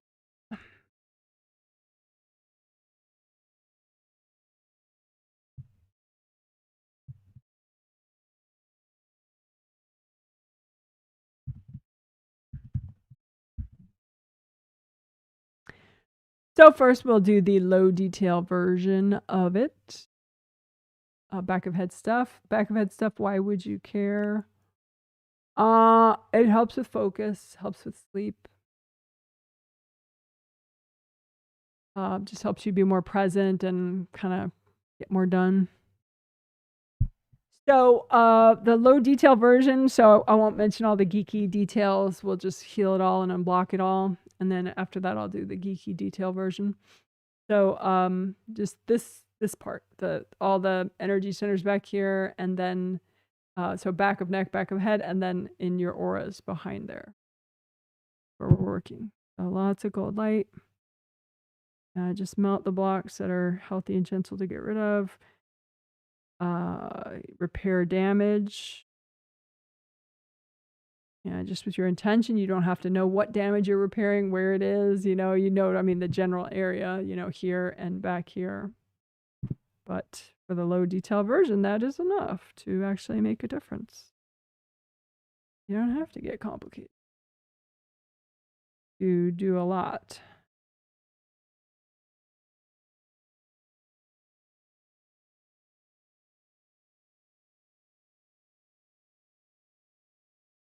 You say, angels, if there are any invasive beings in this area, can you recycle them? Which does not mean that now it's perfect. It just means that they recycled as many as you could handle them recycling in that moment. So then you could ask 30 seconds later after you've done more work.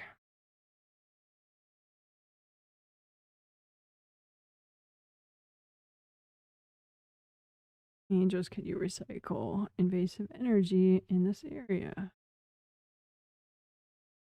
Yeah, just use cold light, drag out some energy blocks that are healthy and gentle to melt away, and just do it. Lots of cold light, melt those. And this base of skull area, I got a lot of energy centers in the back of the neck and the base of the skull. So low detail version, just use lots of gold light. Hair.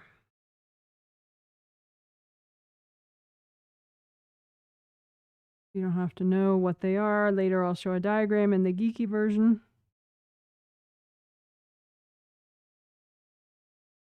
Cold light without knowing the details, that's fine. Imagine a copy of the back of your head and neck. Or if you want, go back like this with your hands. Doing low detail version, you don't need to really see.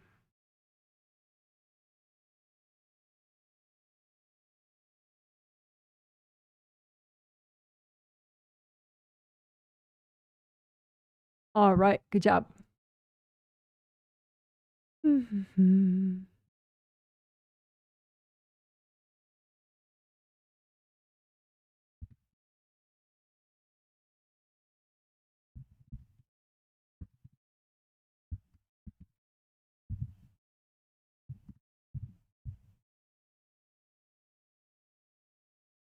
So this is the back of head stuff in the geeky detailed version. And so that would be good karma windows, GKW, base of skull points, and 5 auras, especially. You have 17 auras all around you, but 5 of those 17 are especially important for how you feel back here. And those would be astral, aura, and physical, because they're important everywhere. But then governing vessel, urinary bladder meridian, and gallbladder meridian, Wei Qi auras. So each of those meridians have their own aura that goes all around you, a Wei Qi aura, and then, but those three, since those 3 meridians go in this area, their auras are especially key for how you feel and how this area functions. Okay, so let's do it. Good karma windows, they look like this. Each one of them, there's 7 of them. Triple frame windows.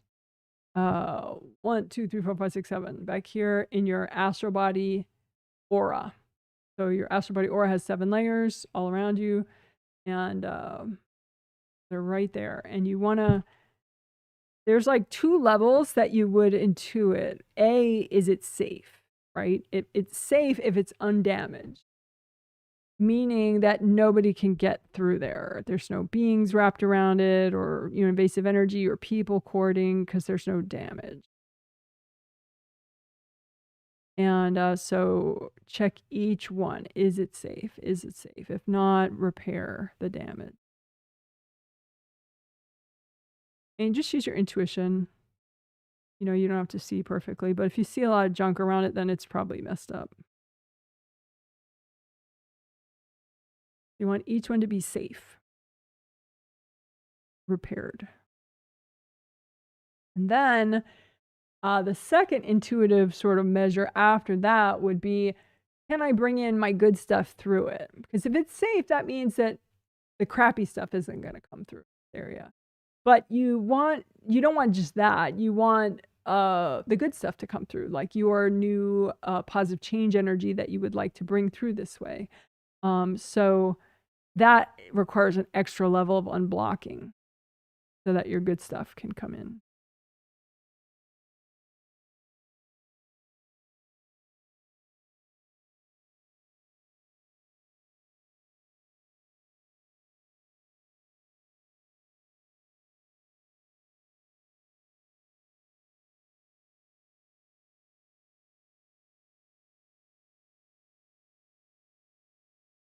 Oh, and I did want to say something extra.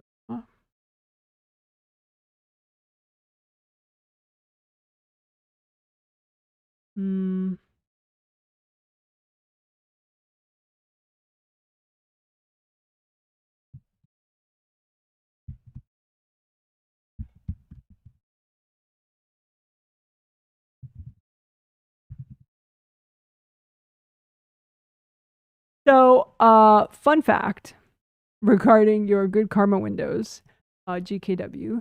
The fun fact is if you find like that your good karma windows are always damaged, like, oh my God, I repaired them like literally 5 minutes ago. What on earth is happening? So inconvenient, right? If you find that's happening, that could be a clue that something else is wrong, right? And these windows are located in your astral body aura layers, right? And chances are, you know, your bitchy sister or your, you know, your crazy dad or whoever's whacking you, those are judgments. I'm just playing. You want to try to be more neutral when you're thinking of these people, ideally. Chances are they're not some perfect marksman that they're hitting that perfect, you know, good karma window every time to whack through it. They're just whacking you, right? But you have too much hardness in either many of your astral body aura layers back here or a couple of them. And so as they send the force there, that hardness of the energy blocks transmits the force very efficiently. And it smashes the good karma window as well as like rips deeper, the aura even deeper, right? So if your good karma windows keep getting smashed too often, then check those aura layers for energy blocks and unblock those aura layers more. Like you could unblock the bottom and the top of your astral body aura layers and just find some big blocks and so that your good karma windows don't blow up all the time. You know, I mean, obviously there may be still like maybe your first good karma window keeps blowing up because, you know, you keep working on the stagnant energy in the first layer, but it's a, you know, it's a work in progress, you know? So it doesn't mean that you'll be perfect, but I think you would be able to find you get your good karma windows blown up a lot less frequently if you make the connection that you probably have too much hardness in that astral body aura layer. And then the force just transmits and blows up the good karma window as a chain reaction. So you unblock the astral aura layers in order to help keep these good karma windows safe, right? So we can do that too. Just unblock specifically the astral body aura, which we were going to do anyway in this five auras thing. So maybe this fun fact thing is a little annoying to have it right there. So I'm gonna get rid of it. I'll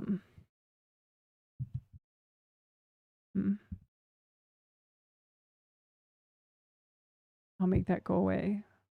It's, you know, enough writing is enough. But anyway, so as we are working these good karma windows, let's also unblock specifically your astral body aura layers back here. So if someone's just hurling energy at you, it won't hit those blocks and then blow something else up. So just comb through this whole area here of your astral body aura, just the whole back of it. And especially up here probably.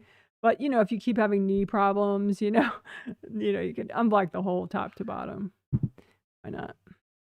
And if it's not really clearing properly, then unblock the top and bottom, like very top and very bottom of your astral body aura layers. Melt those blocks with gold light.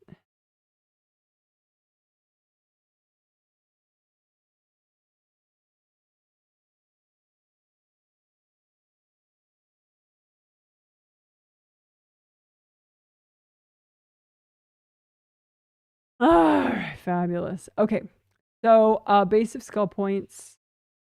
We just do a little fine tuning on those. So those are those 2 rows of points, two horizontal rows of, they look like dots in the diagram. One at the level of the top of the ear, one at the level of the bottom of the ear. Those are what I mean by base of skull points.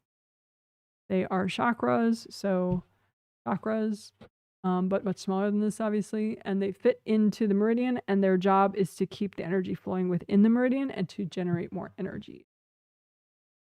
So just use so much gold light that these, if they're crushed, they uncrush. If they're blocked, they unblock.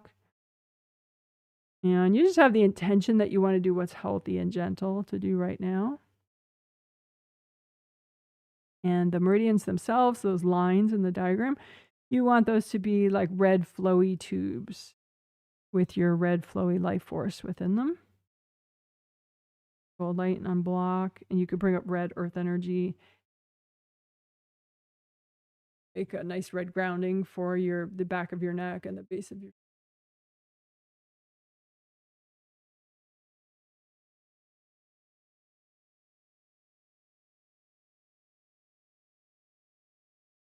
I say, angels, if there are any invasive beings messing with this area, can you?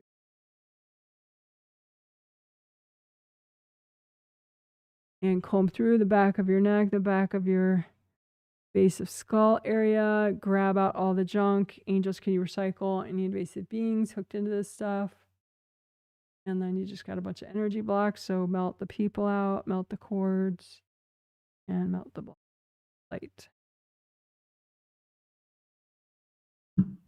Mm.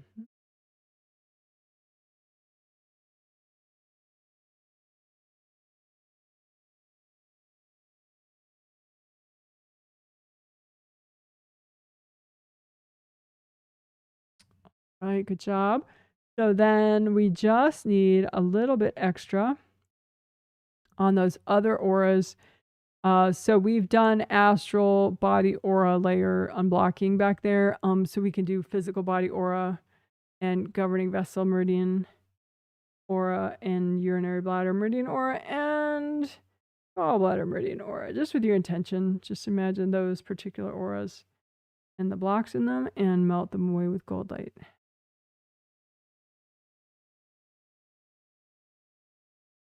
Obviously, if those auras are damaged, they might look like scooped out.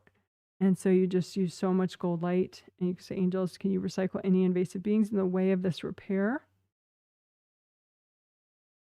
Until they grow back.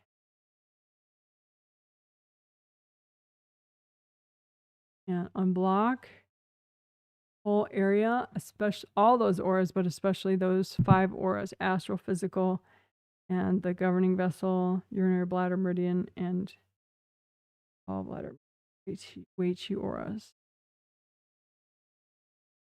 Imagine the blocks, melt them away. Imagine the blocks, melt them away. Angels, if there are any invasive beings in the way, can you recycle them?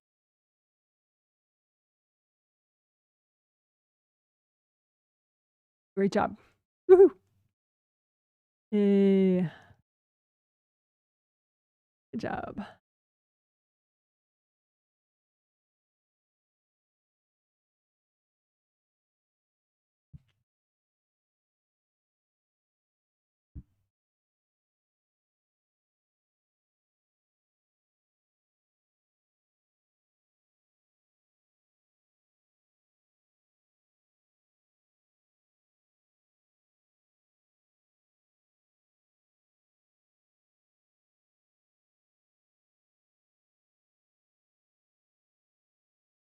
Okay, so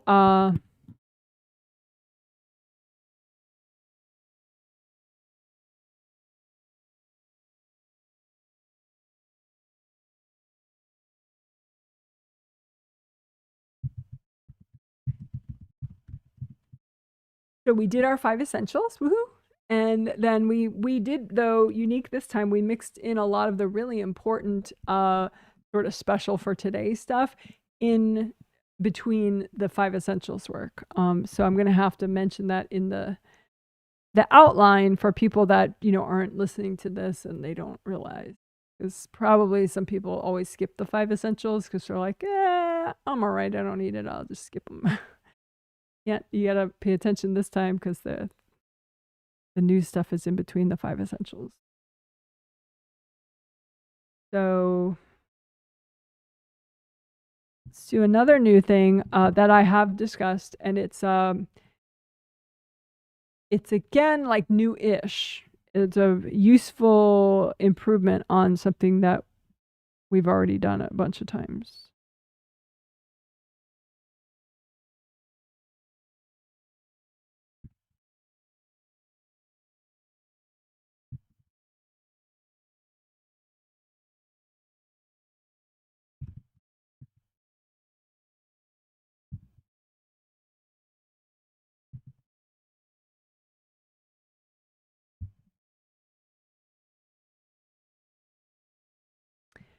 Okay, so we're going to unblock irritated or overworked chakras. The major chakras only, along your spine, 7 physical body chakras and 7 astral body chakras, and we'll add Kundalini chakra in there too. Why not?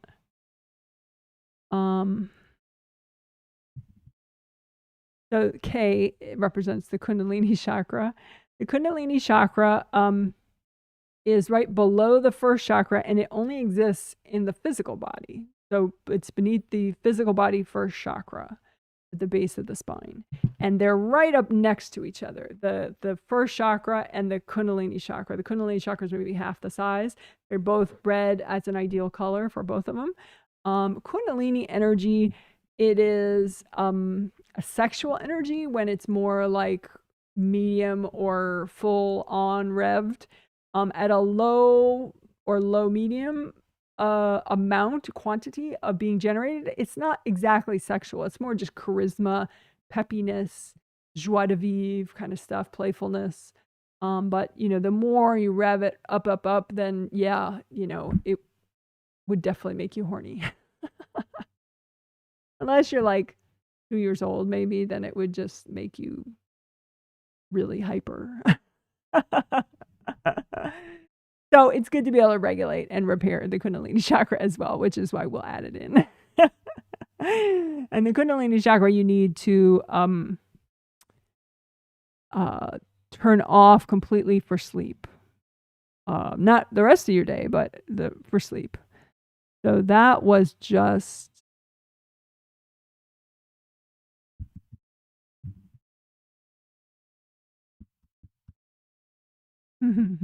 that was just explaining the Kundalini chakra. Just there. Okay. So, let's do it. It's super easy, and it helps sleep. It helps, especially sleep, but focus, presence, etc., productivity, blah blah blah. So do it. All right, so we'll do it easy. Just imagine. I like imagining 7 and 7 separate. So your 7 physical body chakras and then your 7 astral body chakras separately. But you don't have to. You can just imagine all of them along your spine, you know? Like imagine if you're fully present, then they're all inside each other, but maybe you're not fully present, so some are inside, some are next to each other.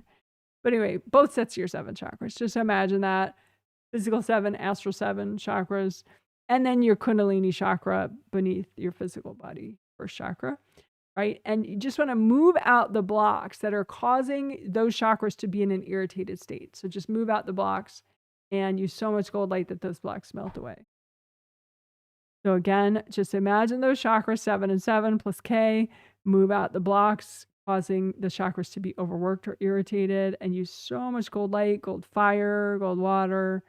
You say, angels, can you recycle any invasive beings in the way of this? Again, imagine those 7 and 7 plus K, and just bring up, we'll do an earth energy soak. So red earth energy just for these chakras, and soak them all in red earth energy, bring that down. Orange earth energy, soak all these chakras in orange earth energy, bring that down. Yellow earth energy, soak all these chakras in yellow earth energy, bring that down. So then you can just leave it at the level of your third chakra for normal grounding if you wish, and change it to whichever color you like. Generally, you want to ground all your auras and your body and all your chakras, but we just did a real narrow one extra washout of the chakras.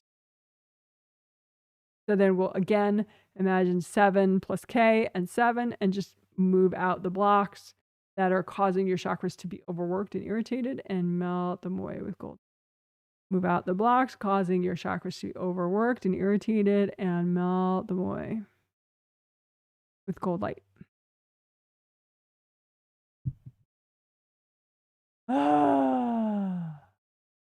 And then sometimes for people, maybe imagining them separately makes you kind of pop out a little. So you could imagine, you know, your astral body chakras fitting into your physical body chakras. You know, as you come in your body, your astral 7 click into your physical 7, hopefully all the way down. But for a lot of people, maybe 2 and 1, or maybe 3, 2 and 1 don't click in fully because you're still a little too blocked. So you can do extra gold light and extra unblocking of chakras 3, 2 and 1. Help them fit a little better. All right, you're a rock star. Woohoo!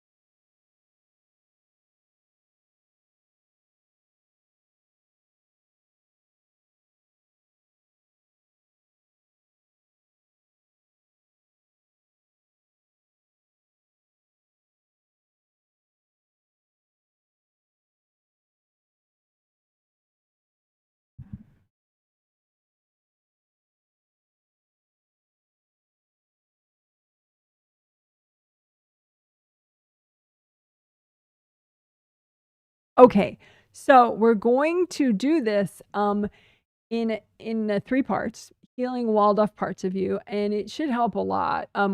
We talked about a lot in the intro discussion before the healing. And I'm going to do the first one I'm going to do is that deer in the headlights one that I described, that, or like a passive victim kind of a thing, where sometimes things are just too overwhelming and it makes you stupid. And you don't remember, like, gee, I could ground. That would take me like 60 seconds and it might help. Let me try that. Or, gee, let me take a nap rather than train wreck on YouTube for 4 hours. You know, like, so first we're going to do this one, which I've just gone on about, of course. So that deer in the headlights part of you.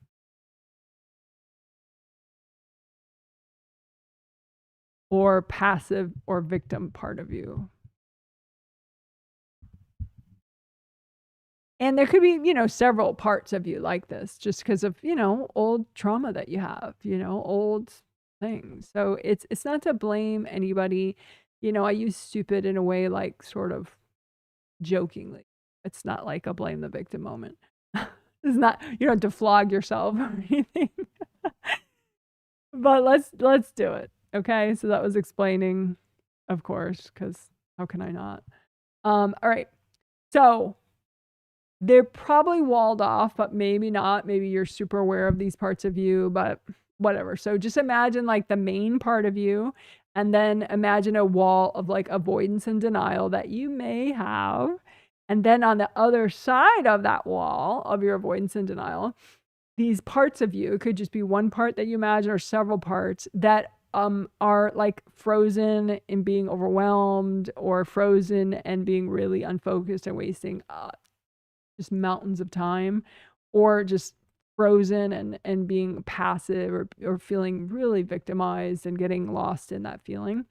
Okay, so all those mini yous. And don't worry, you have that wall in between you. You're not going to feel this too much. The angels, is it healthy and gentle to heal all this right now? And then just go ahead, keep the walls in place and just heal these parts of you. You don't have to feel it. Just, send gold light to these parts of you. You can try to be gentle and comforting and just say, hey, I'm sorry all that happened. And, you can, be sympathetic, like, hey, I know it's not really fair that, bad things happen all at once sometimes, Just, it's okay though. It's okay. You're safe. You're all right. You'll be okay. Just say nice things as you send gold light. You can bring up red earth energy. You can bring up orange earth energy. Bring up yellow earth energy. Just try to be comforting and soothing and use gold light. So rather than ignore these parts of you, you're the big, strong, wise part of you is healing these parts of you. And as you heal these parts of you, they'll just dissolve and you'll get your energy back, and there'll be less of you stuck in this frozen, victim-y, deer in the headlights state. Right? So just, and for those of you that speak, way more languages than I do, and English is not your first language, deer in the headlights is an expression because if you're driving and the headlights, are shining on a deer that's in the road, very often they will just freeze in place, and it becomes very dangerous on the road because you can be going like, 30 miles an hour or even faster, right? And then all of a sudden this big, big deer just freezes right in the road because your headlights are like freaking out their brain and they can't think. And so then it's very dangerous. You have to stop in time and everything. So that's the deer in the headlights effect, where they just stop. They have a brain freeze right then and there. So anyway, you don't want to have a deer in the headlights moment in your day, right?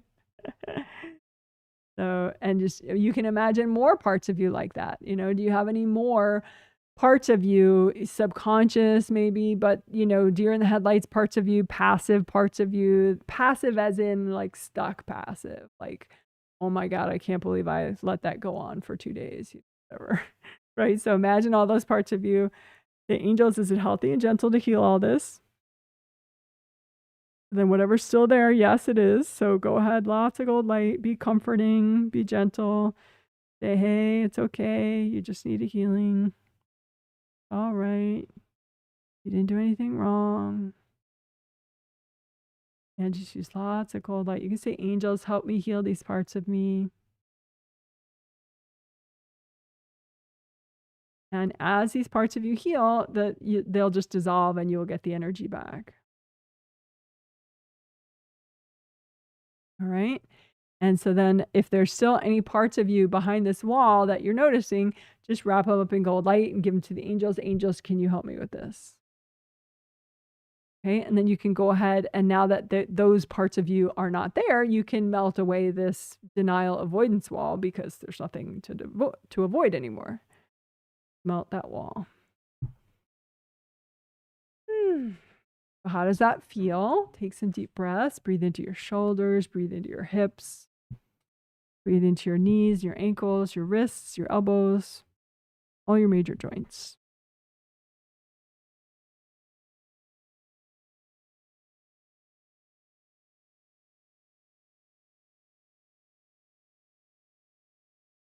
All right.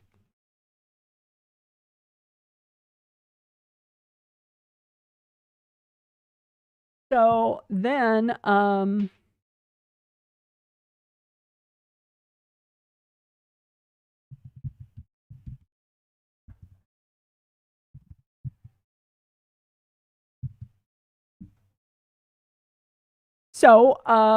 you can have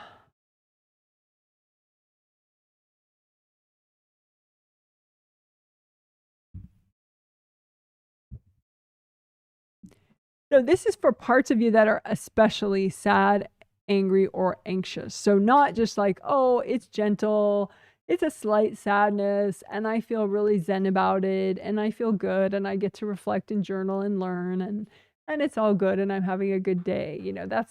That's healthy sadness.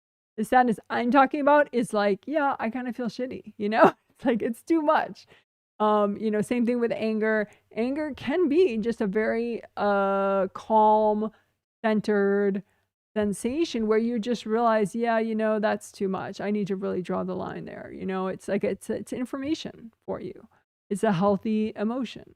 But what we're talking about, what we're going to handle with this is when it's too intense, it's too pent up, it's too stuck, it's, really altering your mood in some big way that, doesn't have to happen.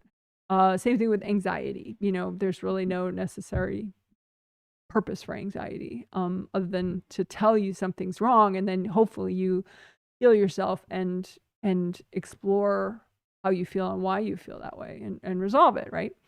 So anyway, blah blah blah. That was actually not doing, even though it says doing on the damn screen.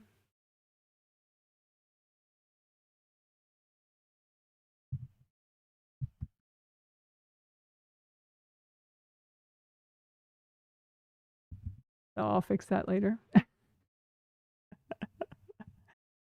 Now, this time for real.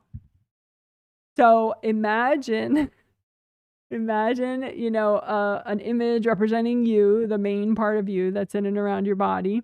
And then imagine denial and avoidance walls that you may have. And then on the other side of those walls is just extreme parts of, sadness or anger or anxiety. And maybe you don't have a wall up. Maybe you are super, super aware of these things, but chances are there's some level of resistance or denial or avoidance. And so it's good to kind of imagine that if it's there, so you're not like, so you learn like, oh yeah, look at all that resistance. So imagine the wall there if it is there. And then you start to heal these parts of you and just say, hey, angels, is it okay to heal all these parts of me? Chances are your angels are like, oh my God, it's so about time. Is it okay? So just be nice to these parts of you. You don't have to really feel it because you still have that wall up in place, right? And if you don't have a wall, you can make a little gold curtain or a little gold row of flowers in between you and these parts of you. But this is extreme emotion, unhealthy, stuck emotion, right? And so just use lots of gold light. Be nice. And don't try to like make these parts of you happy, It's like you can just honor how they feel, but then help them out, because there's probably really good reasons that you feel this way. And so it's not wrong, it's just too stuck. And so just use lots of gold light and be comforting. You can bring up red earth energy, bring up orange earth energy, bring up yellow earth energy. And I think it is important to kind of acknowledge like, oh, this is a part of me, I mean, you don't have to, but it's always nice to learn, like what is pissing me off, oh yeah, there's a part of me that's pissed off by that. Yeah, I didn't know that, and it's okay. You don't have to act on it. You don't have to start a fight with someone over it. Just realize how you feel. Yeah, just melt. Heal these parts of you with gold light. And as you do that, as they get fully healed, then they'll dissolve fully and you'll get back your energy and it will no longer be stuck in those extreme states. And if you need to, make energy healing presents for these parts of you. You can use your hands if you want, or just think, with your intention, make presents out of universal healing energy, gold, light, and/or rainbow colors, and just set them to just the right vibration to soothe and heal these emotional or anxious parts of you. The angels, can you check my presents? And then put them at a respectful distance in front of these parts of you, these little mini yous. And just see if these parts of you want to take the gifts. Just say, hey, these are presents that the angels checked for you. And if they don't take the gifts, it's not a big deal. Okay, and just keep healing these parts of you. And if you finish that, they're already melted away, find some more, right? Put out more sad, angry, or anxious parts of you that are, it's not like a perfectly centered Zen thing. It's just too much of anger, too much sadness, too much anxiety.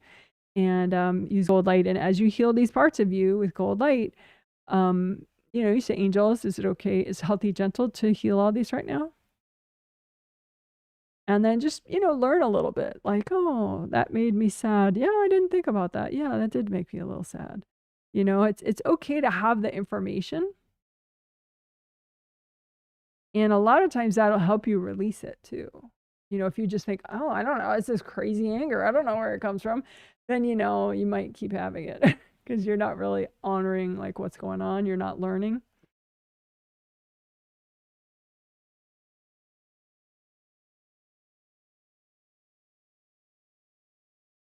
So keep breathing and melt away. Well, heal these parts of you, and then eventually they do melt away once they're fully healed. And you can say, angels, can you help me heal these parts of me?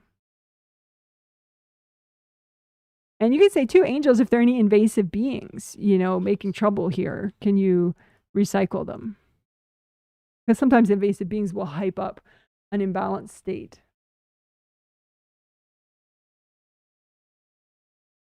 So if you have any leftover parts of you, just wrap them up in gold light and say, angels, can you help me with these?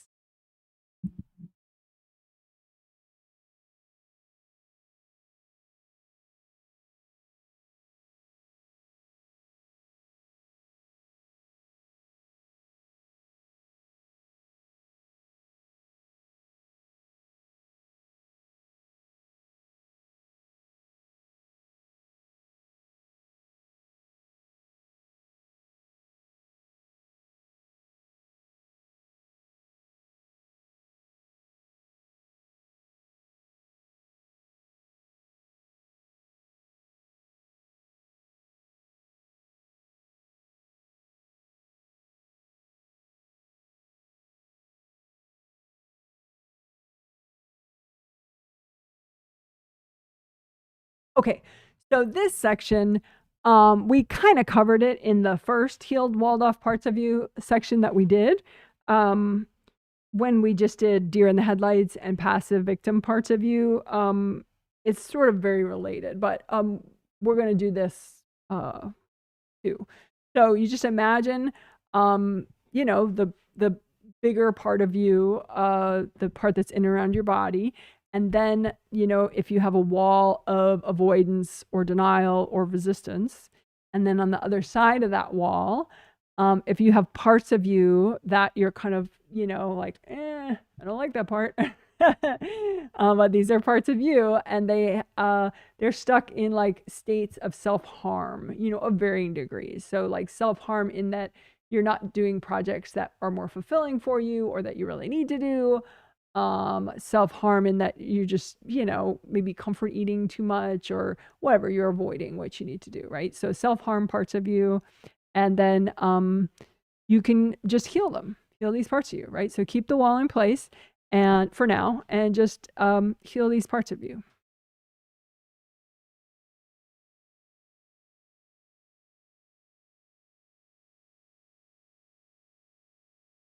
And use gold light and be comforting.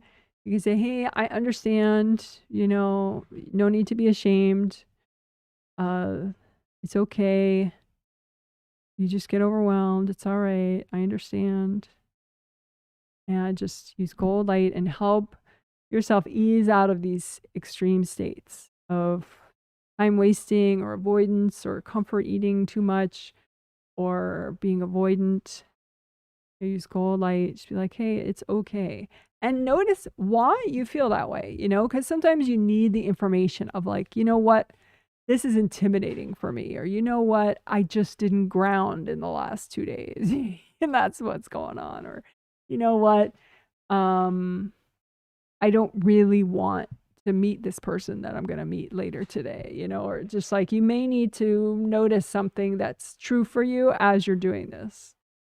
But, it's not required. You can just use gold light and earth energy, and that would be good enough. You could say an intention like, I want to learn what I'm meant to learn. you know, and then that way you could learn it subconsciously too. You know, I want to realize what I need to realize. I want to learn what I need to learn. Yeah, say that. Got to cover your bases. So lots of gold light through these parts of you that are, you know, self-harm parts of you, time wasting, comfort eating, avoidant, whatever. Self-destructive parts of you. That's, I think, what I meant to say. Okay, so, and if there are any parts of that, like that left over, say, angels, can you help me with these parts of me? And if there are any invasive beings, you say, angels, if there are any invasive beings contributing to these patterns, can you recycle them? Deep breath. And then what I forgot to say in the section right before this is go ahead and now that all those parts are gone, you can melt the wall. So melt that wall of your denial or your avoidance or your resistance. Because you cleared that stuck state, so there's no need to avoid it anymore. It's all gone. You can clear the wall that I forgot to say in between you and your stuck emotional parts. Just use if you cleared all those parts, healed all those parts, then just melt that wall of denial and avoidance and resistance.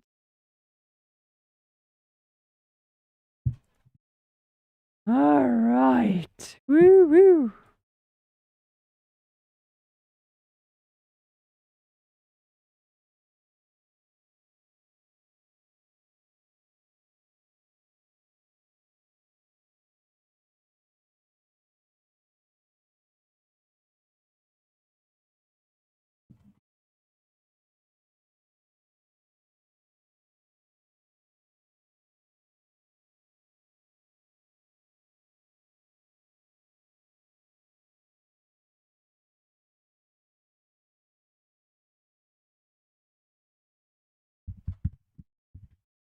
I'm going to look for a minute and see if there's something else that we need to do before the wrap up.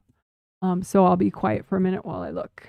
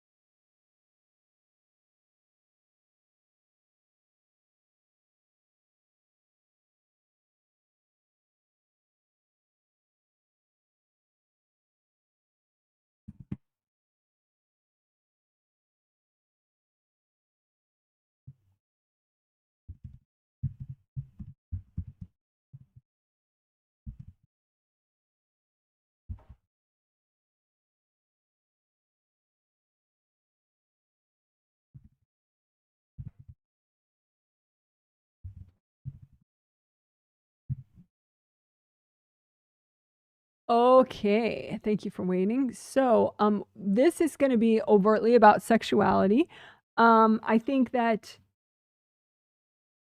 um, overall, maybe we didn't, we weren't as explicit working sexuality in these last 2 healings, and I do want to not sidestep that. So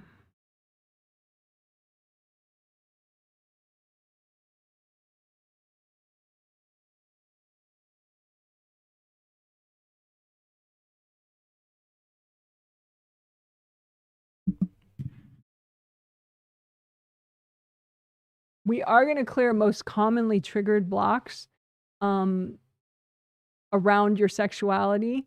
And a lot of times sexuality blocks trigger subconsciously. So you won't really realize it. You might just be talking to somebody or emailing somebody who has similar baggage, and then your baggage gets triggered. Are you aware of it consciously? Probably not. Maybe just later you comfort eat a lot that night, or you have trouble sleeping that night because the stuff got triggered, but you didn't clear it and you weren't aware of it. You know, a lot of times sexuality baggage, you know, it's a very touchy subject, and so it doesn't have to be, but you know, generally there's a lot of taboo around it. And so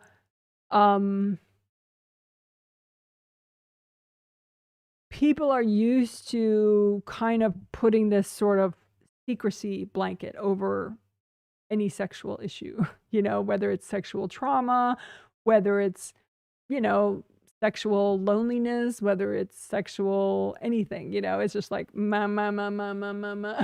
know, that's not happening, right? So we'll clear most commonly triggered blocks and really any blocks that are good to clear, healthy and gentle. But I also want to do heal mini U's related to sexuality. So whatever flavor of sexual mini U's that you want to heal, maybe ones that have sexually related trauma, or maybe ones that just, you know, are sexually ambivalent, but in a stuck way. You know, whatever you want to heal as far as the mini U's related to your sexuality. And then healing energy flowers will nourish with healing flowers. So it'll be easy. Let's do it.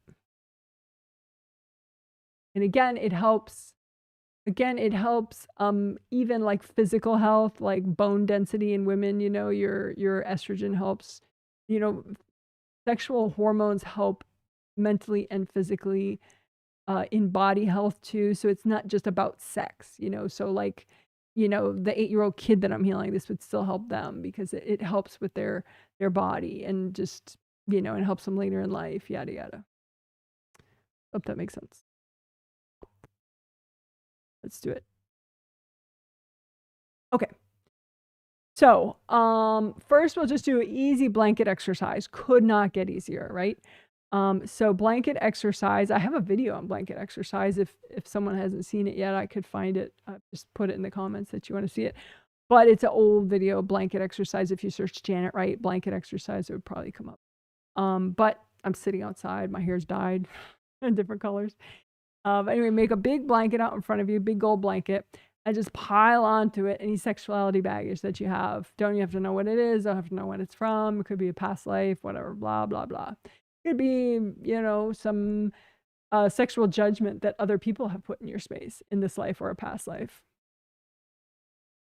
Or sexuality rules that other people have put into your space, you know, like religious leaders or family members or whatever. So it's all sexuality junk, blocked energy, other people's energy, your baggage, whatever, right? And say, angels, is it healthy and gentle to clear all this right now? And let your angels sort through it a little. Just, you know, once you ask that, they'll do it. Take a deep breath. So your angels work fast. So by now, they would have removed everything that's a little too much to do right now. And then the second request to your angels is, angels, can you please recycle any invasive beings that are at all connected to any of this? And then you just relax, have your healthy beverage, breathe, whatever, while your angels do that work for you.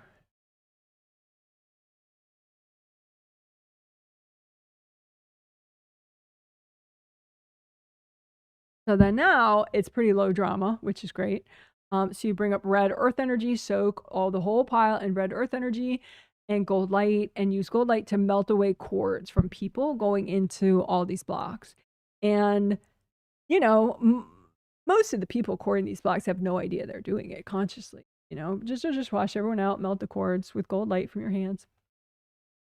Wash everybody out of the pile, and wash your own resistance out of the pile. Maybe you have some shame in the pile, some fears, whatever. Just melt it all away, so that the more gold light you use, the actual baggage starts to melt and melt and melt and melt. And if you prefer, now that you've melted everybody out, you could just blow up the whole pile too. That's kind of fun.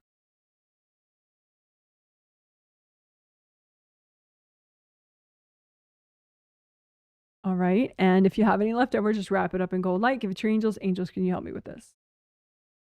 Okay, so we'll do that one more time, much quicker. So big gold blanket, sexuality blanket, sexuality baggage, dumped energy related to sexuality, people's rules, people's expectations, people's drama about sexuality that wound up in your space. Get it all out there. Angels, can you check this pile? Is it all healthy and gentle? You clear?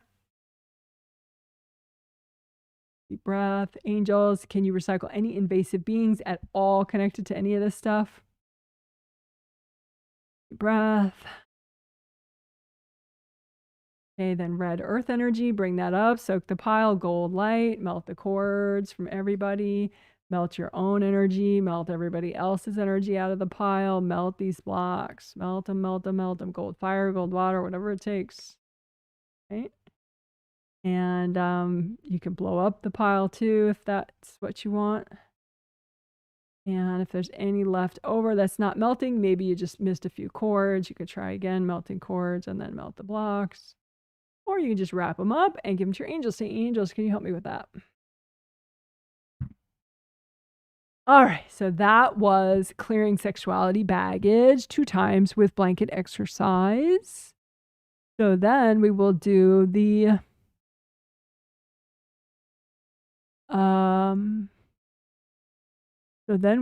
mini use part. Heal mini use.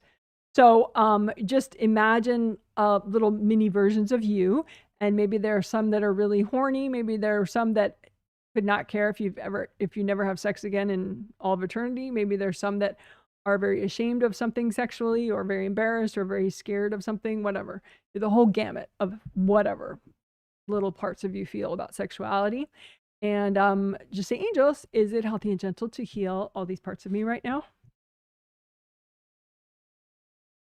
Your angels will edit if necessary. And then angels, can you recycle any invasive beings that are at all messing with these parts of me?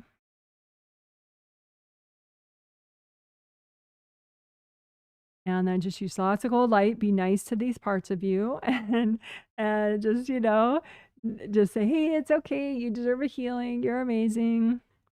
You're fabulous. You say, I love you. It's okay. You know, you're all right. You're safe. Lots of gold light. And, you know, however these parts of you feel, that is okay, right? And just bring up red earth energy, bring up orange earth energy, soak these parts of you, bring up yellow earth energy, lots of gold light. And as these parts of you get fully healed, then they'll dissolve and you'll get the energy back. So just notice if you still have parts of you out there and give them still more healing.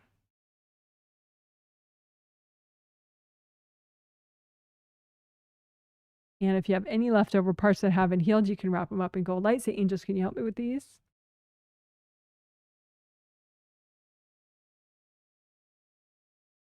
All right, good job.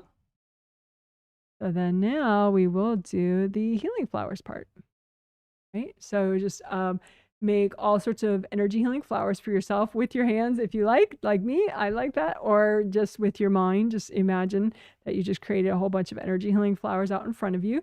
Make them out of universal healing energy.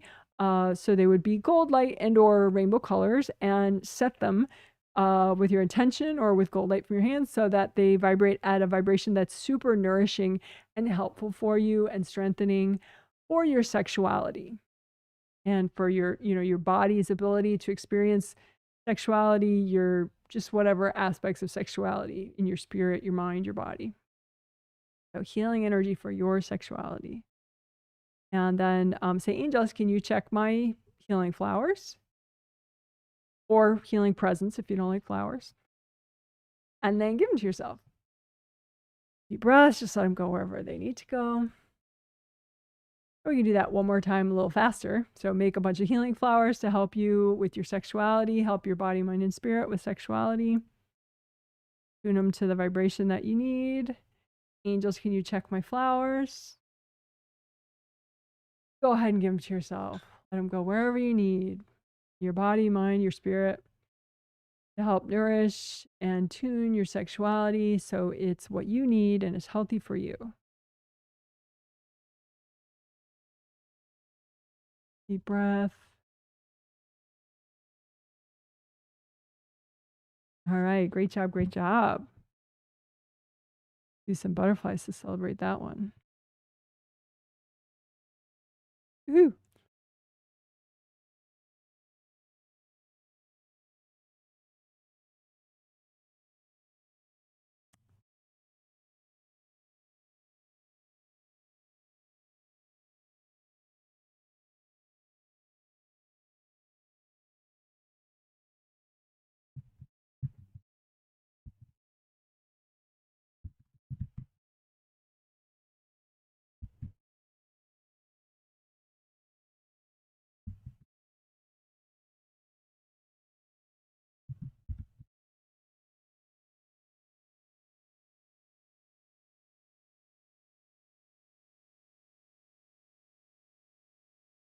Okay, so we're going to wrap up with this last little chapter, wrap up the healing part. And so go ahead, double check your grounding. You can recreate both your groundings, make them big and wide all the way down to the core of the earth. You can bring them up high as your third chakra. Bring up your grounding as high as your third chakra. So your third chakra is right below your sternum bone, right there. Your sternum is a bone. And right beneath that is your third chakra. So you can bring up your grounding that high all the way around you. And then make a copy out in front of you of your groundings. And use gold light from your hands and wash out, melt away those energy blocks in your grounding so that your grounding is like really fast downward flow. Like a really strong waterfall. And indie grounding, just use gold light, melt away anybody else's connections to your grounding. Better that they have their own grounding and you have yours, even if like a 2-month-old child. It's still much better than that 2-month-old child is not hooked into your problems.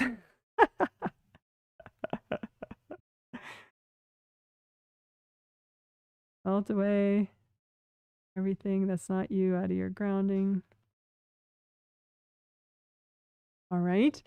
So clearing STEBs, super, super easy. STEBs stands for stubborn triggered energy blocks. Stubborn triggered energy blocks. And so just pile all the energy blocks out in front of you that are triggered on any level that are still haven't cleared, which is why we call them stubborn.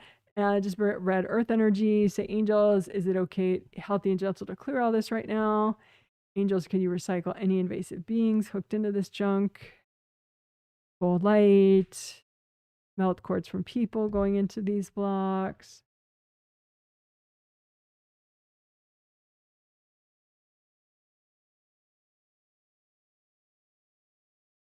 All right, and if you have any leftover blocks, just wrap them up in gold light. Angels, here you go. Can you help me with those? All right, so we're repeating something that we did, a newer thing that we did. I think we did it shortly after grounding in this healing. Bulk processing for simplicity. So it's a little different than STEBs. STEBs is like stuff that's triggered, so it's really irritating you on some level, whereas this stuff is a little more subtle. It's like on the horizon. It's like, I'm getting concerned about it, It's not triggered yet. So, but when you grow fast, there can be a lot that's sort of like a lot of blocks that are beginning to impact you because you're growing. So it's nice to proactively so that for your mind is like much more clear. So it's just energy block clearing, super easy. So imagine whatever giant epic quantities of energy blocks are sort of starting to maybe cloud your mind a little, and just stack them all up and say, angels, is it healthy and gentle to clear all these right now? Angels, can you recycle any invasive beings hooked into this junk? And then just use lots of gold light. Melt everybody out, melt the cords, red earth energy, bring up red earth energy from the core of the earth, soak them all. Wash everybody out, including your own resistance out of these blocks, and melt the blocks.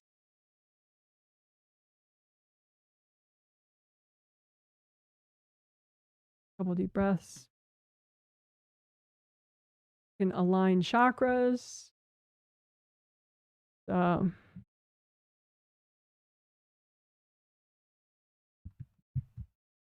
Nothing too serious, just, you know, gold light up and down your spine so that things can cooperate. Your major chakras can all cooperate. Because they can literally, you know, one of them can get kind of knocked out of alignment and kind of whacked out. So just hit the 7th where you want it up top, and then 6, have it click into place, 5, have it click into place, 4, 3, 2. So do that for both astral and physical 7 chakras.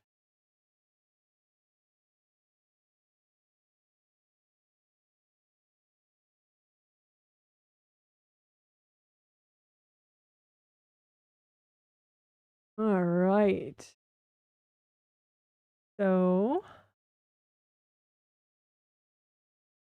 hey, that's a healing. You're a rock star. Woohoo! I love that part.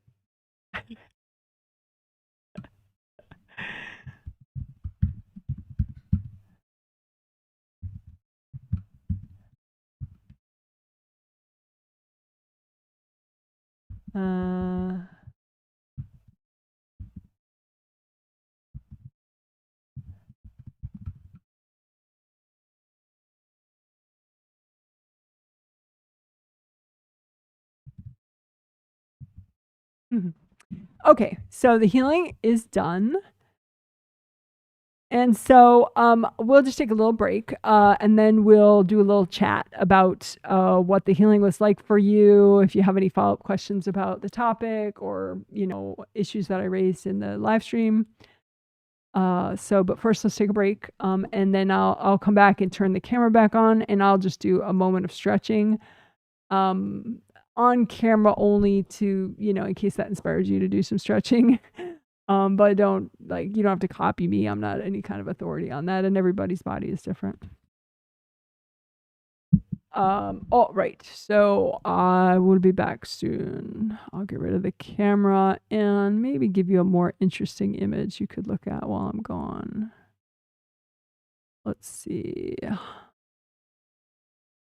I guess first I'll show you the full image on that. That is a nice image though. Yeah, I guess I'll leave it. It's nice. All right. So I'll be back.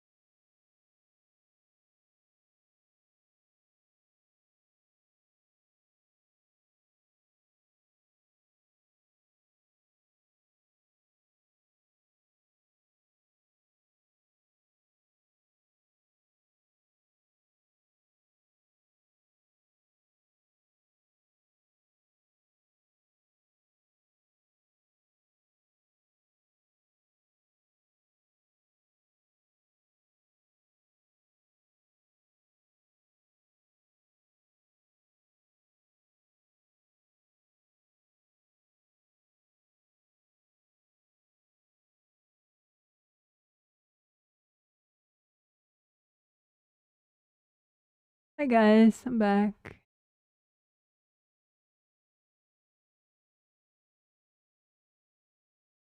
I'll do a moment of quick stretching. You could do some if you want, whatever is gentle for you.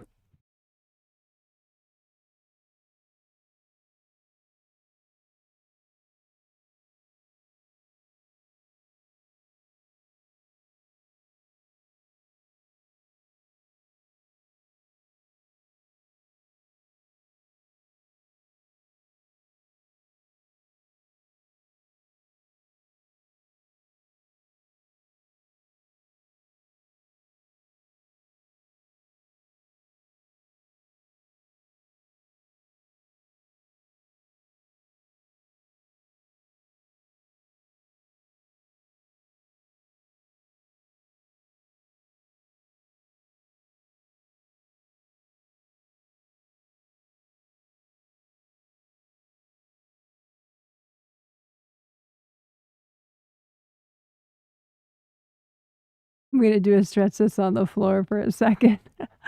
Just a sec. It's a really good stretch. It's a hurdler stretch, if some people know it.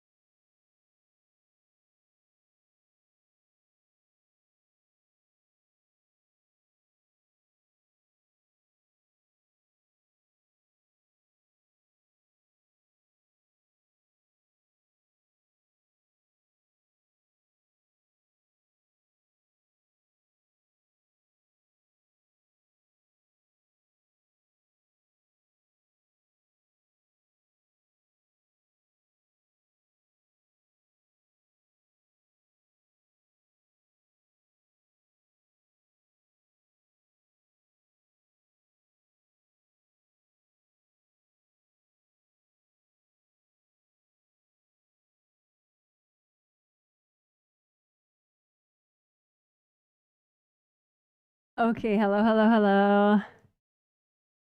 La li la li la.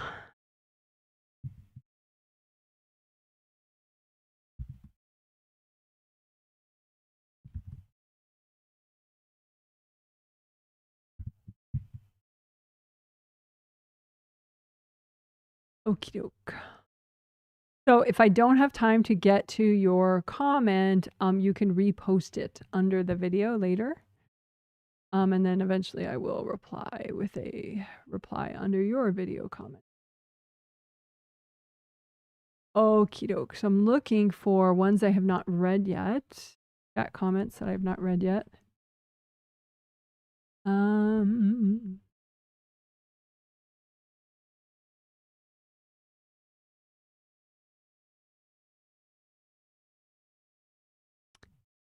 Someone says, oh man, did not know about the Kundalini trigger. That makes a lot of sense. I did. Yeah, a person said that they felt like the Hulk. They were so mad for like a whole day. Like, well, yeah, if you feel like the Hulk, maybe there's some Kundalini going on. Rah!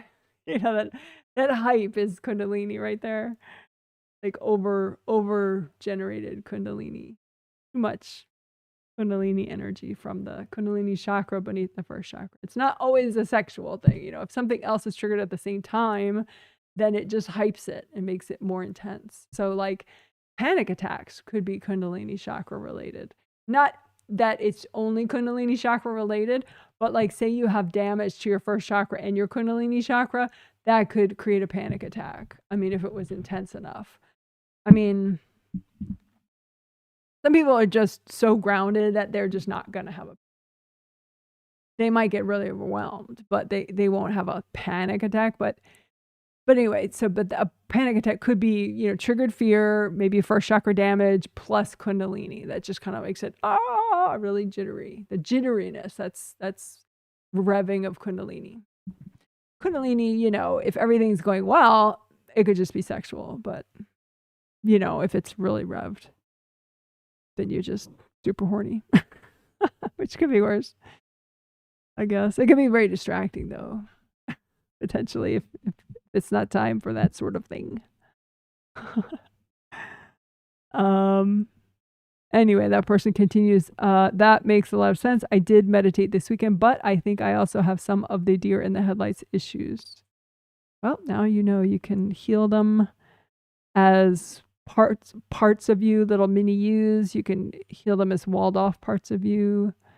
I was so glad I looked at my phone while you taught melt stepping stone blocks. Yes, that would be nice for you, for any of us. It's fun. The key stepping stone blocks is what we did today, which is extra interesting. I will make sure that's a chapter once I finally make the chapter titles 24 hours from now. Someone says it's 1 a.m. here in Muckamore, Ireland. And I just randomly woke up and looked at my phone and lovely surprised to find you live. How about that? Your angels at work. Someone says, thank you, Janet. I feel so much better, but a little frazzled. I think that's my kundalini in overdrive right now. Still a little bit, yeah. Sometimes that can be creative ring damage too. So I think you have a teeny bit of creative ring damage still. Just like in your back left, all three of them, there's like a crack in all three of them. And then there's like a couple invasive beings that are just kind of buzzing, you know, with their energy. And just because it's such a sensitive area, it you know, it feels very off. So yeah, it's a little bit, your kundalini's on maybe a little higher than you could have it, you know, just to turn it down to low and then for now, and then just, but I would say creative ring repair at this point. Have your angels recycle invasive beings in the way of the repair, and then repair your creative rings. I really felt the bulk processing work and the heal walled off parts of me work. Yes, good. I actually feel good and hopeful about job move progress for once. Thanks, Janet. Isn't that cool? That's so fun. Yeah, I think the bulk processing is a big part of that. It's like, it just makes it like, oh, okay, I'll be able to handle this. Yeah. Simplicity. So nice. Bring simplicity to accelerated growth. Bulk processing. Okay. So it says thank you with cute emojis. You're welcome. Thank you so much for the healing, Janet. I wish there was more info I could have provided for my cousin's kid. Oh no, you provided enough. I mean, really just what they were concerned about with him was enough. Which you did put in your survey. So that's fine. I think you have some kind of idealized notion of, you know, yeah, how great it was going to be for the whole family and this kumbaya moment coming together to help him. Most people, it's just a little triggering because they think deep down maybe it's their fault that he's like that and they don't know how to process those feelings, you know. So I wouldn't push it. Just, you know, the fact that they're okay with him getting a healing is more than enough. And the fact that they would relay to you any of their concerns about him, more than enough. That's fine. Totally fine. That's plenty to work with. I heal lots of people's loved ones without a lot of feedback all the time, every healing.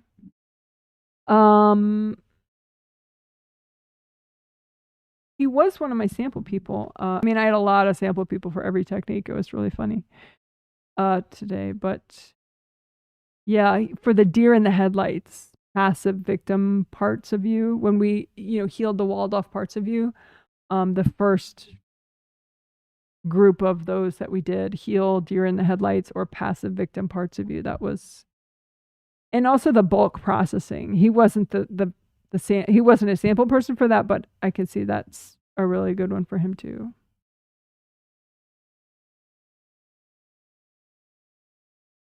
He did well. It's just there's a lot of backlog for him. You know, he just is like, he just thinks that he can just check out for a couple years and then come back later, but I don't think that's particularly healthy to do. But he came halfway back with this healing. He's going to let his angels keep working with him on it, though, so that's good. But he may just kind of sleep a lot, and so there might not be some kind of obvious epiphany with him because there's just so much that he has put off. A lot of it's past life stuff. I mean, you would think, of course, he has enough family drama that could be a reason, but I think it was more what he came in with before this lifetime. You know, the past life baggage that's left over. Some of that sometimes will trigger at certain ages and not at others. So then the person was fine until they were 10 and then they're not fine. And sometimes that is childhood trauma that happened at 10, but other times it's like, it's just past life baggage that kicks in at certain ages and becomes in the way. So it seems like that's what's going on. And he's clearing stuff, but it's like he needs to take breaks. But yeah, it was a successful healing in that way that, you know, it's a change from complete avoidance. So yeah, it worked. This is a good set for him. I'm glad the angels suggested it. It's nice.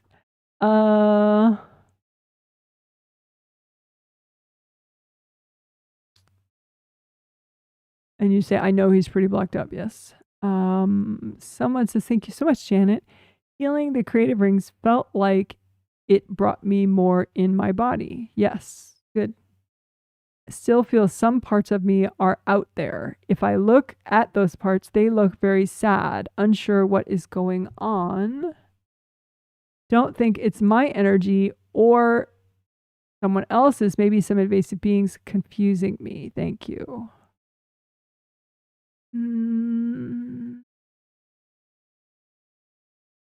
You're in 7 through 3 right now. So that means, you know, your astral body is clicked into physical body chakra 7, 6, 5, 4, and 3. So 4 and 3.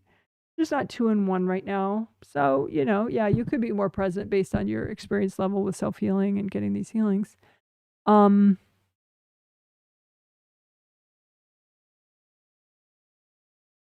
I think that heal walled off parts of you exercise that we did a whole bunch of towards the end of the healing is it's a really big thing for you because you're a little too good at walling off parts of you, and then that's part of what gives you these weird symptoms. You know, like you feel empty, you don't know what you want in life, or like you have sort of like recurring thoughts a lot that you don't feel like you can really turn off. You know, all that stuff I think relates back to the heal walled off parts of you.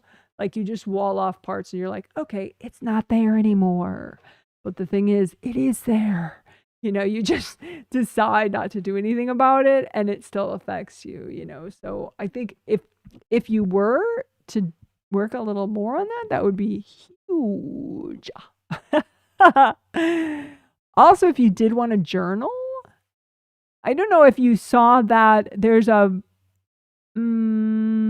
don't think you need it, but how do you feel about journaling? I mean, do you not journal because you're afraid your spouse might see your journal and that's weird for you? Or do you not journal because it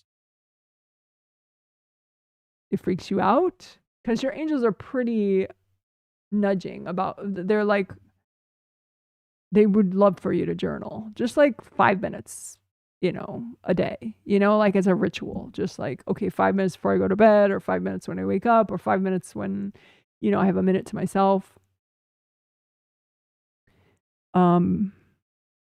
because when you're by yourself, you tend to like expect that you're going to now be this productivity dynamo and clean the entire house and finish your taxes and do 5 different things.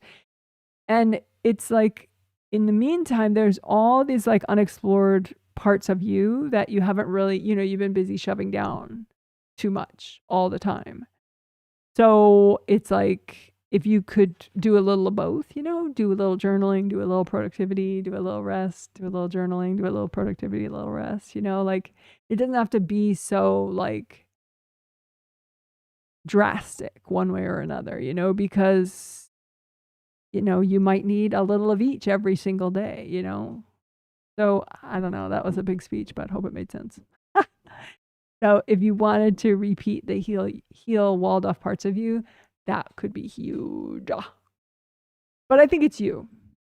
I think the sad is you. I think all sorts of parts are you. And you just are always like, ma, that's too inconvenient for me. Thank you very much. It's not there. You're like awesome at pretending things aren't there that are there. And the thing is that it just makes them more intense. The more you avoid them, the more annoying they are. I hope that makes sense. You don't have to, reconcile every emotion, everything in a day, just like bit by bit, healthy and gentle. So yeah, it is your energy that's a little sad. It's also your energy that's furious. It's also your energy that's anxious. It's also your energy that's, you have these parts. And most people do. Okay, so I hope that makes sense. Enough speeches. But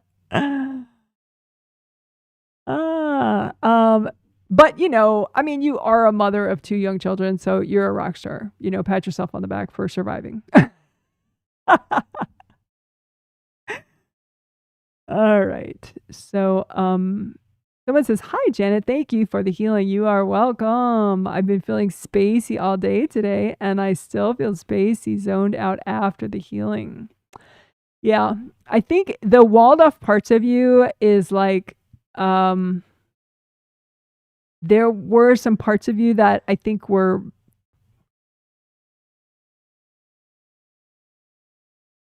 like, you have parts of you that are inconvenient, don't we all, and some of those parts of you, they don't resolve by ignoring them. And so it's like you're kind of in this state where you're like holding your breath. I think the spacey, your grounding's a little blocked up. I could heal your grounding a little extra since I just healed you. It's not that big a deal. Your chakras are pretty okay. You're in 7, 6, 5, but not in 4. So 4th chakra is self-love, self-acceptance, motivation. It's like a feel-good chakra.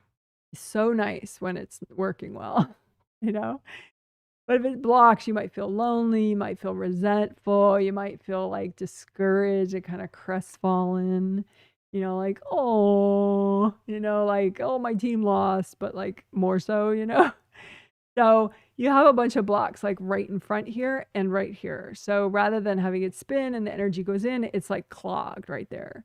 So you could just use gold light, put your hands here, use gold light and just unblock it. Or you could just imagine the blocks and just surround them in gold light and take them out and say, angels, here you go. Oh, angels, here you go. Angels, here you go. And but I think mainly that's it, because I think once you get those blocks out of your 4th, then you could probably click into 3rd pretty easy, and then you'd feel much more. Your grounding is not so bad. You're getting your 4th a little. I guess I could help you a teeny bit.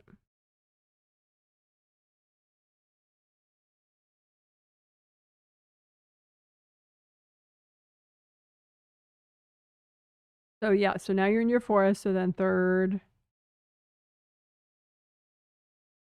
So gold light, 3rd chakra's right here. So you imagine both your 3rd chakras like a copy out in front of you like this, and just Just your third chakras, lots of gold light, melt all the blocks that are in the way, that are healthy and gentle to get rid of, yada, yada, yada. There you go. Now you clicked in. Like when you click in, I kind of like hearing it like a seatbelt, like click, you know? So you're in now, your third, your second and your first. You know, that's probably a little ambitious for the moment. You know, you can just unblock them more and get them flowing better. But you might not be fully present in your second, just because there's a lot of backlog from past lives and stuff. But you can just, you know, your second layer and your first layer, those are the ones closest to your body, right? So I have a video series if you want to watch it. 7 Chakras Aura Layers Flow. It's just like maybe like 25 minutes total watch. It's like 3 videos, and I'm just like outside gesturing, showing where the energy flows from each chakra. I don't know if you need that, but it's but anyway, second and first chakra, like, so the second chakra generates the energy in the second layer. First chakra generates the energy in the first layer, which is closest to the body. So those are the two that for everybody is most blocked, because those are the two you come into last right there. But anyway, so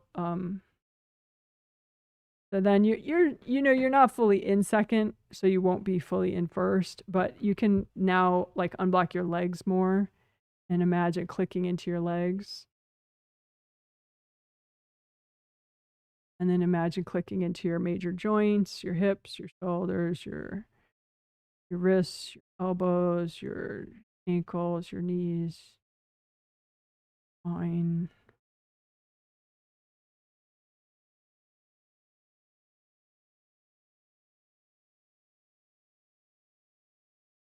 Yeah. So let me know how that is. But yeah, I think in a nutshell, you had some blocks that you were kind of avoiding.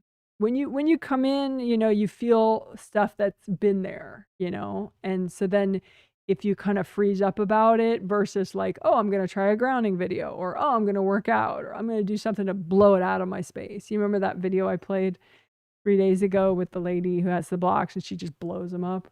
And that's the idea. You want to just, if you're feeling spacey, something's blocking you, you could just blow it up. You know, imagine blowing it up. You don't have to know what it is. You don't have to know which chakra. Just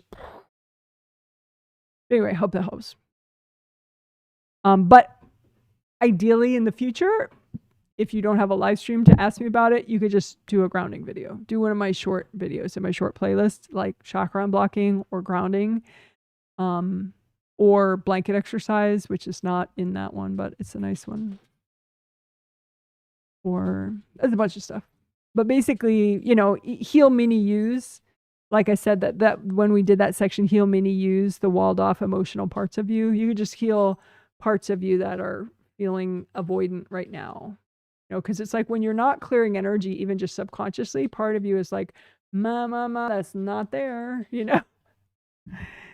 So you want to just like heal those avoidance parts of you so that you let go and you clear.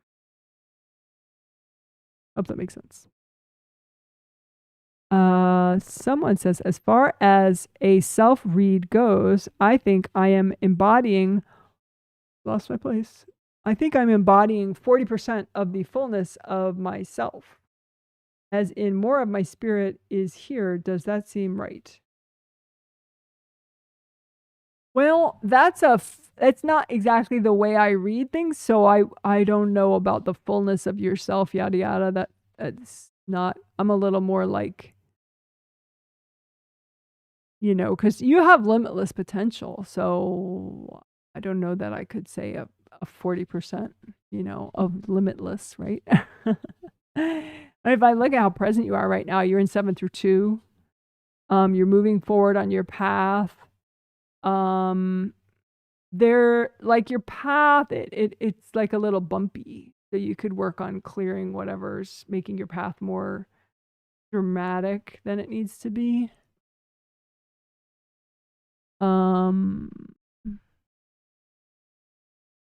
But yeah, I mean, I would think more, just think of the fullness of your potential as limitless, you know. That's what I would do. I wouldn't really think of, you know, I don't know.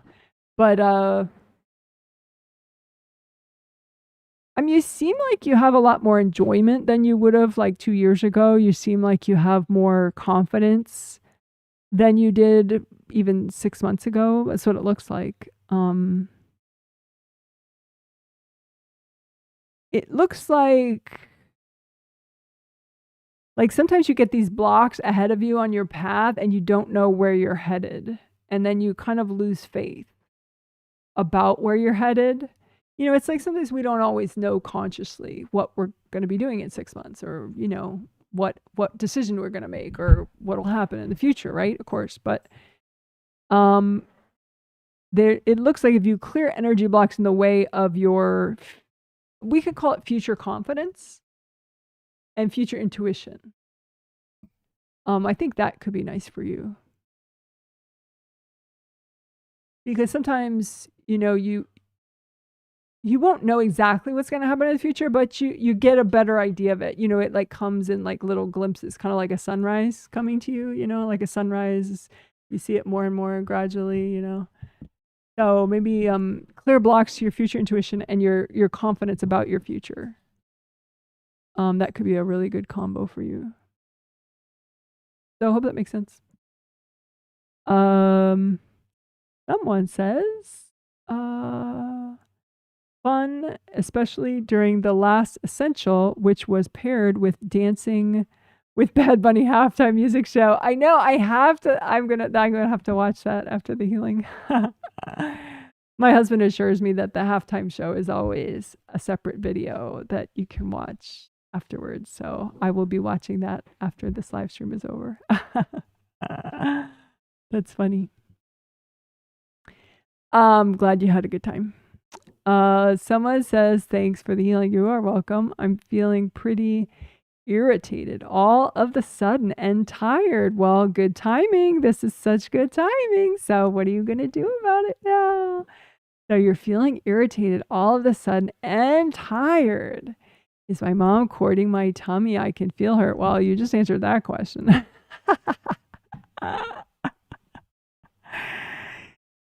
I mean, there's so many fun things you could do with that. Okay.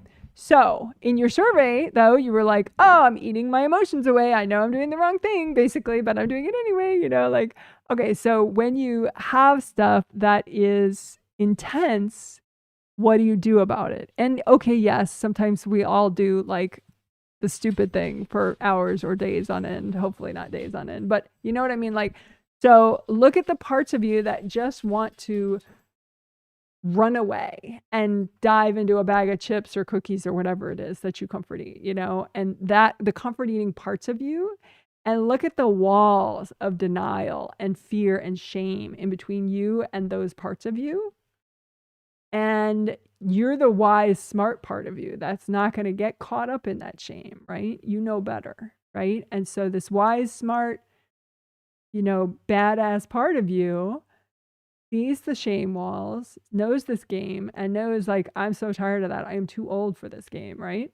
And so you're going to heal these parts of you that want to dive into a bag of cookies and don't want to deal with the intensity of the emotion, right? And you're going to be so compassionate and so wise, right? That you don't get caught up in the shame and you don't get caught up in the anxiety, right? And so just heal these parts of you. You're so smart. You're so wise. Just be like, hey, it's okay. It's all right. I'm going to be okay. I've been through this before. This is not my first rodeo. Right?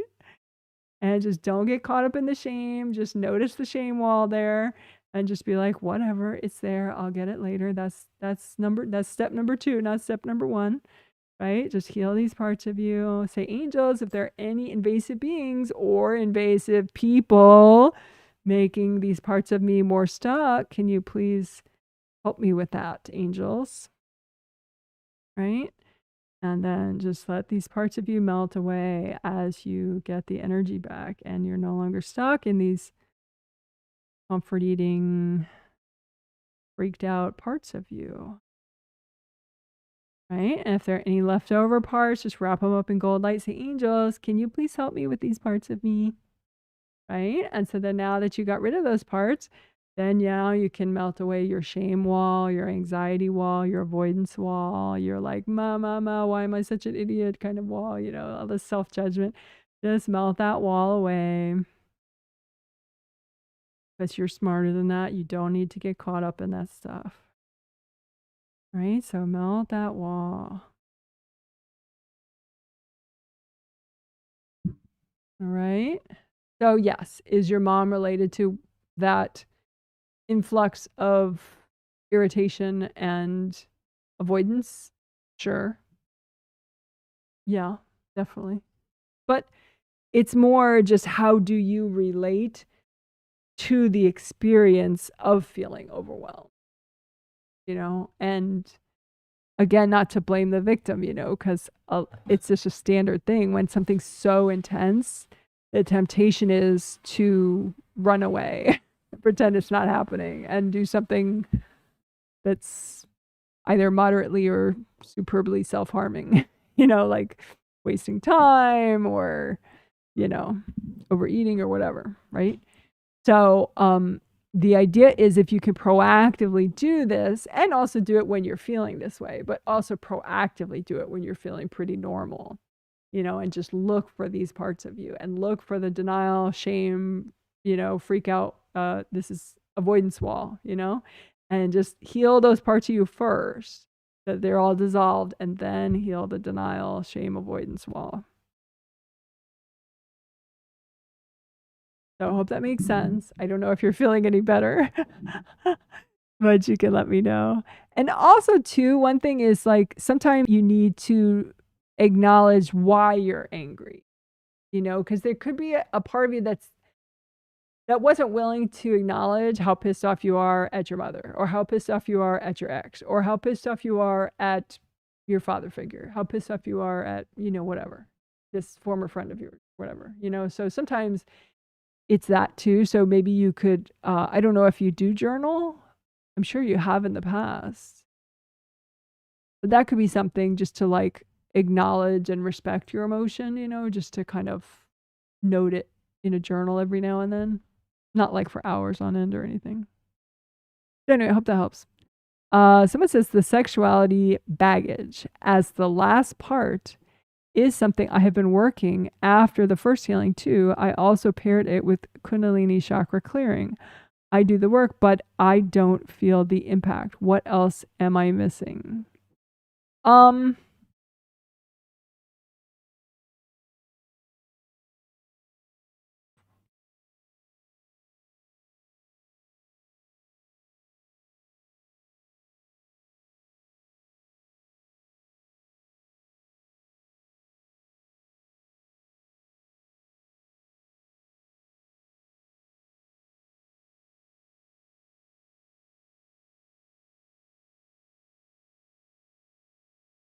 I think repression is sometimes not so precise.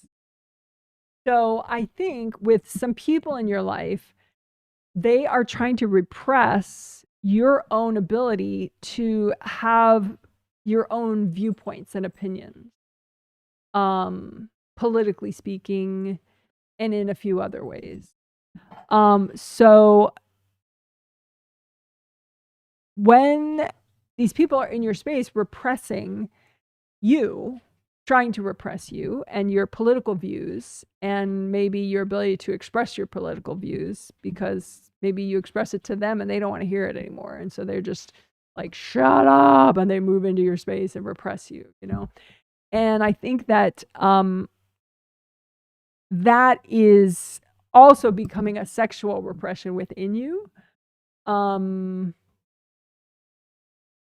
So you could just imagine like a flower bud to represent your ability to sexually express yourself and sexually experience, and see if there's like a rope wrapped around it of repression, and see who put the rope there. Use your intuition and, do it mindfully, and have the angels recycle any invasive beings related to it, and melt cords related to it, and, give the rope to your angels, and heal the flower, and, all that good stuff, and see if the flower can open, all that. But I think it has to do with people in your life more than strictly just you. And how maybe, you know, like in Mellow, drifted off to sleep from creative rings through irritated chakras. Felt the stepping stone blocks behind my left shoulder area. Oh, nice. Cool. Yeah, there's some interesting stuff. So I don't know what you missed because I don't have an outline in front of me. I'll figure it out later from the banners when I do the video chapters. So I don't know right now which ones you missed, but I'm glad you had a nice rest. That's good. And that you feel good now. That's good. Thanks, Janet. I will say though that we did mix within the 5 essentials. We mixed a lot of the unique new stuff we did today right in between the 5 essentials today, which is unusual. So just a heads up about that. A little irritable and all that. I can look at that. The most was the CONTs, you know. I'm psychic, but give me a break, you know, spell things out. Yeah, I don't know what you mean by that. The CONT-CONT. No idea what that means. But anyway,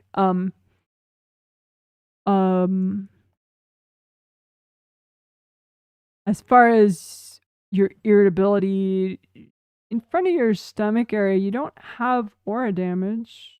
EV's fine, kidney aura's fine there. Stomach aura is fine there. Astral, physical is fine there. Yeah, it must just be tightness, like blocks. You know, we did this technique, melt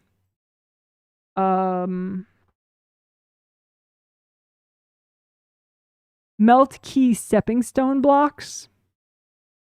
And I think that was one of the ones that we sandwiched in between the 5 essentials.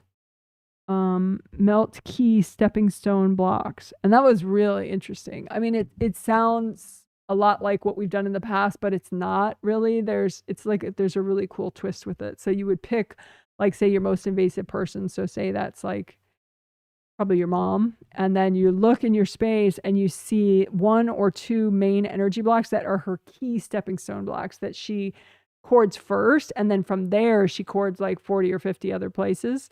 And then her initial entry point into your space is that the key stepping stone block, or blocks, 2 blocks maybe. And then once those are gone, then all the other chords melt away all at once, which is really fun and feels good. So that's a great technique for you to work.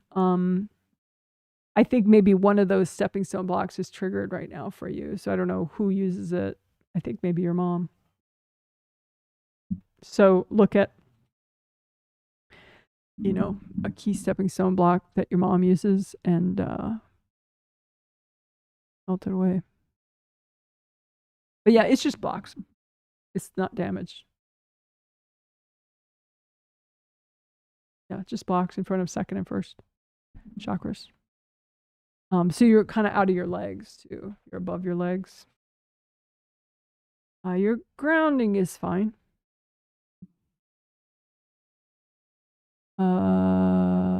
Your husband did well. He's happy. He seems happy. He likes the, what's that one we did? What's it called? A lot of new ones today. Bulk processing for simplicity. He likes that a lot. And his ex,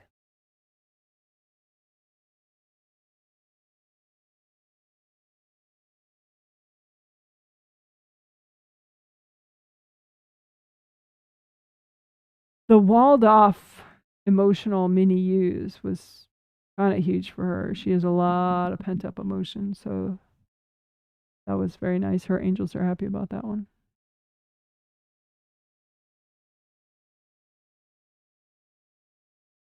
And the irritated chakras one was good for both your husband and his ex. It's good for a lot of people, but not just them, of course. But there was like a special unblocking that we did where you of major chakras, where and the Kundalini chakra, I think too, where we unblock to the point where like there's no major chakra that was overworking anymore. So it can really help with sleep and focus and stuff. So anyway, good stuff. The video chapters will be there in probably about 24 hours from now.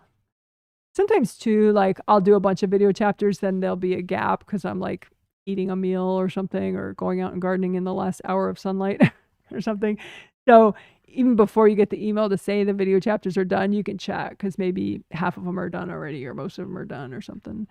Plus, I think what I'll probably, maybe I might pick out 1 or 2 or 3 sections and just put timestamps for them in the comment section tonight. Just, you know, and plus you can scroll around and just see the banners change, so you know you could pick out something interesting from that.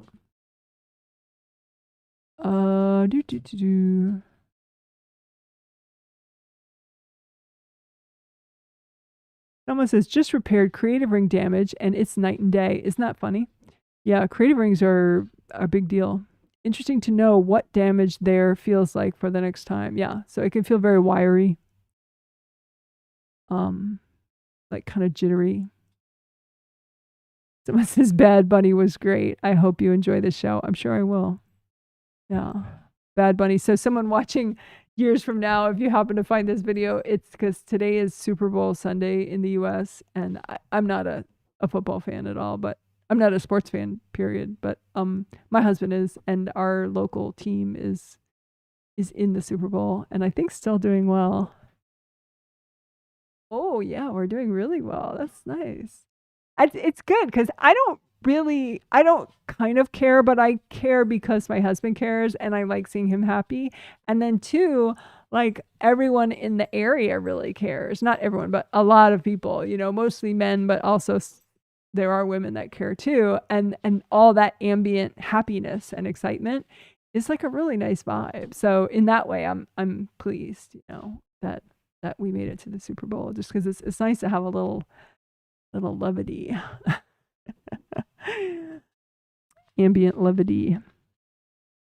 Someone says your feedback was so helpful for both my husband's son and future confidence and intuition. Naming it in that way makes a lot of sense. Thank you. You're welcome. Thanks for the emojis. Aunt continued below. Oh, continued way below. Must be. I didn't see. Oh, I see. If you can, I see what you're saying. Okay, so you continued immediately below.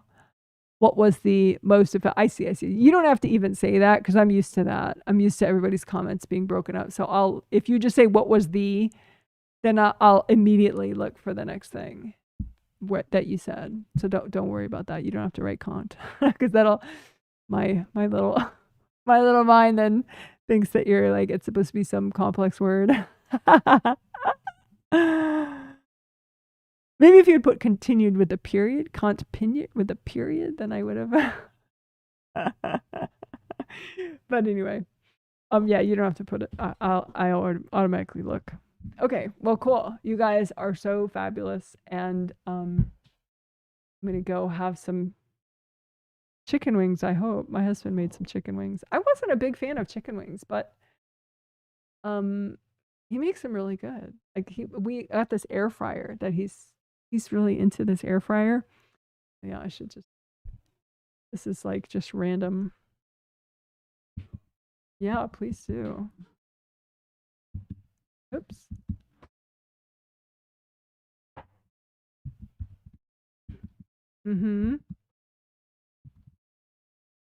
So this is just random life stories. So yeah, so my husband's really into this air fryer that we got at Costco. And what's this one called? The Crispy is a Ninja Crispy. The Ninja Crispy air fryer. And it's really good. And at Costco, you get like an extra whole baking dish that you wouldn't have gotten if you bought it elsewhere. So yay for Costco yet again. but anyway, he's really into this air fryer, and I'm into eating what he's cooking in the air fryer. So he'll make like sweet potato fries, and he'll make wings. And like I said, wings weren't really a thing for me. I was just like, oh, are you serious? Can we cook some better chicken? But I don't know. They're good. They're surprisingly good. Maybe it's just that they're in an air fryer and they're not like slathered with like usually like if I've gotten them in a restaurant or something, they're slathered with like really sugary barbecue sauce, which is kind of like there's more sauce than chicken there, you know? It's kind of like, oh, it just seems kind of meh. But these are good. He's good. So points, husband points for sure. Let's see what other stories. Taxes. Haven't done my taxes yet. But you know, I'm not really in a rush yet. It's only February 8th, so that's not a huge deal. What else? I guess that's it. So, rah rah, go Mariners. Oh, Seahawks.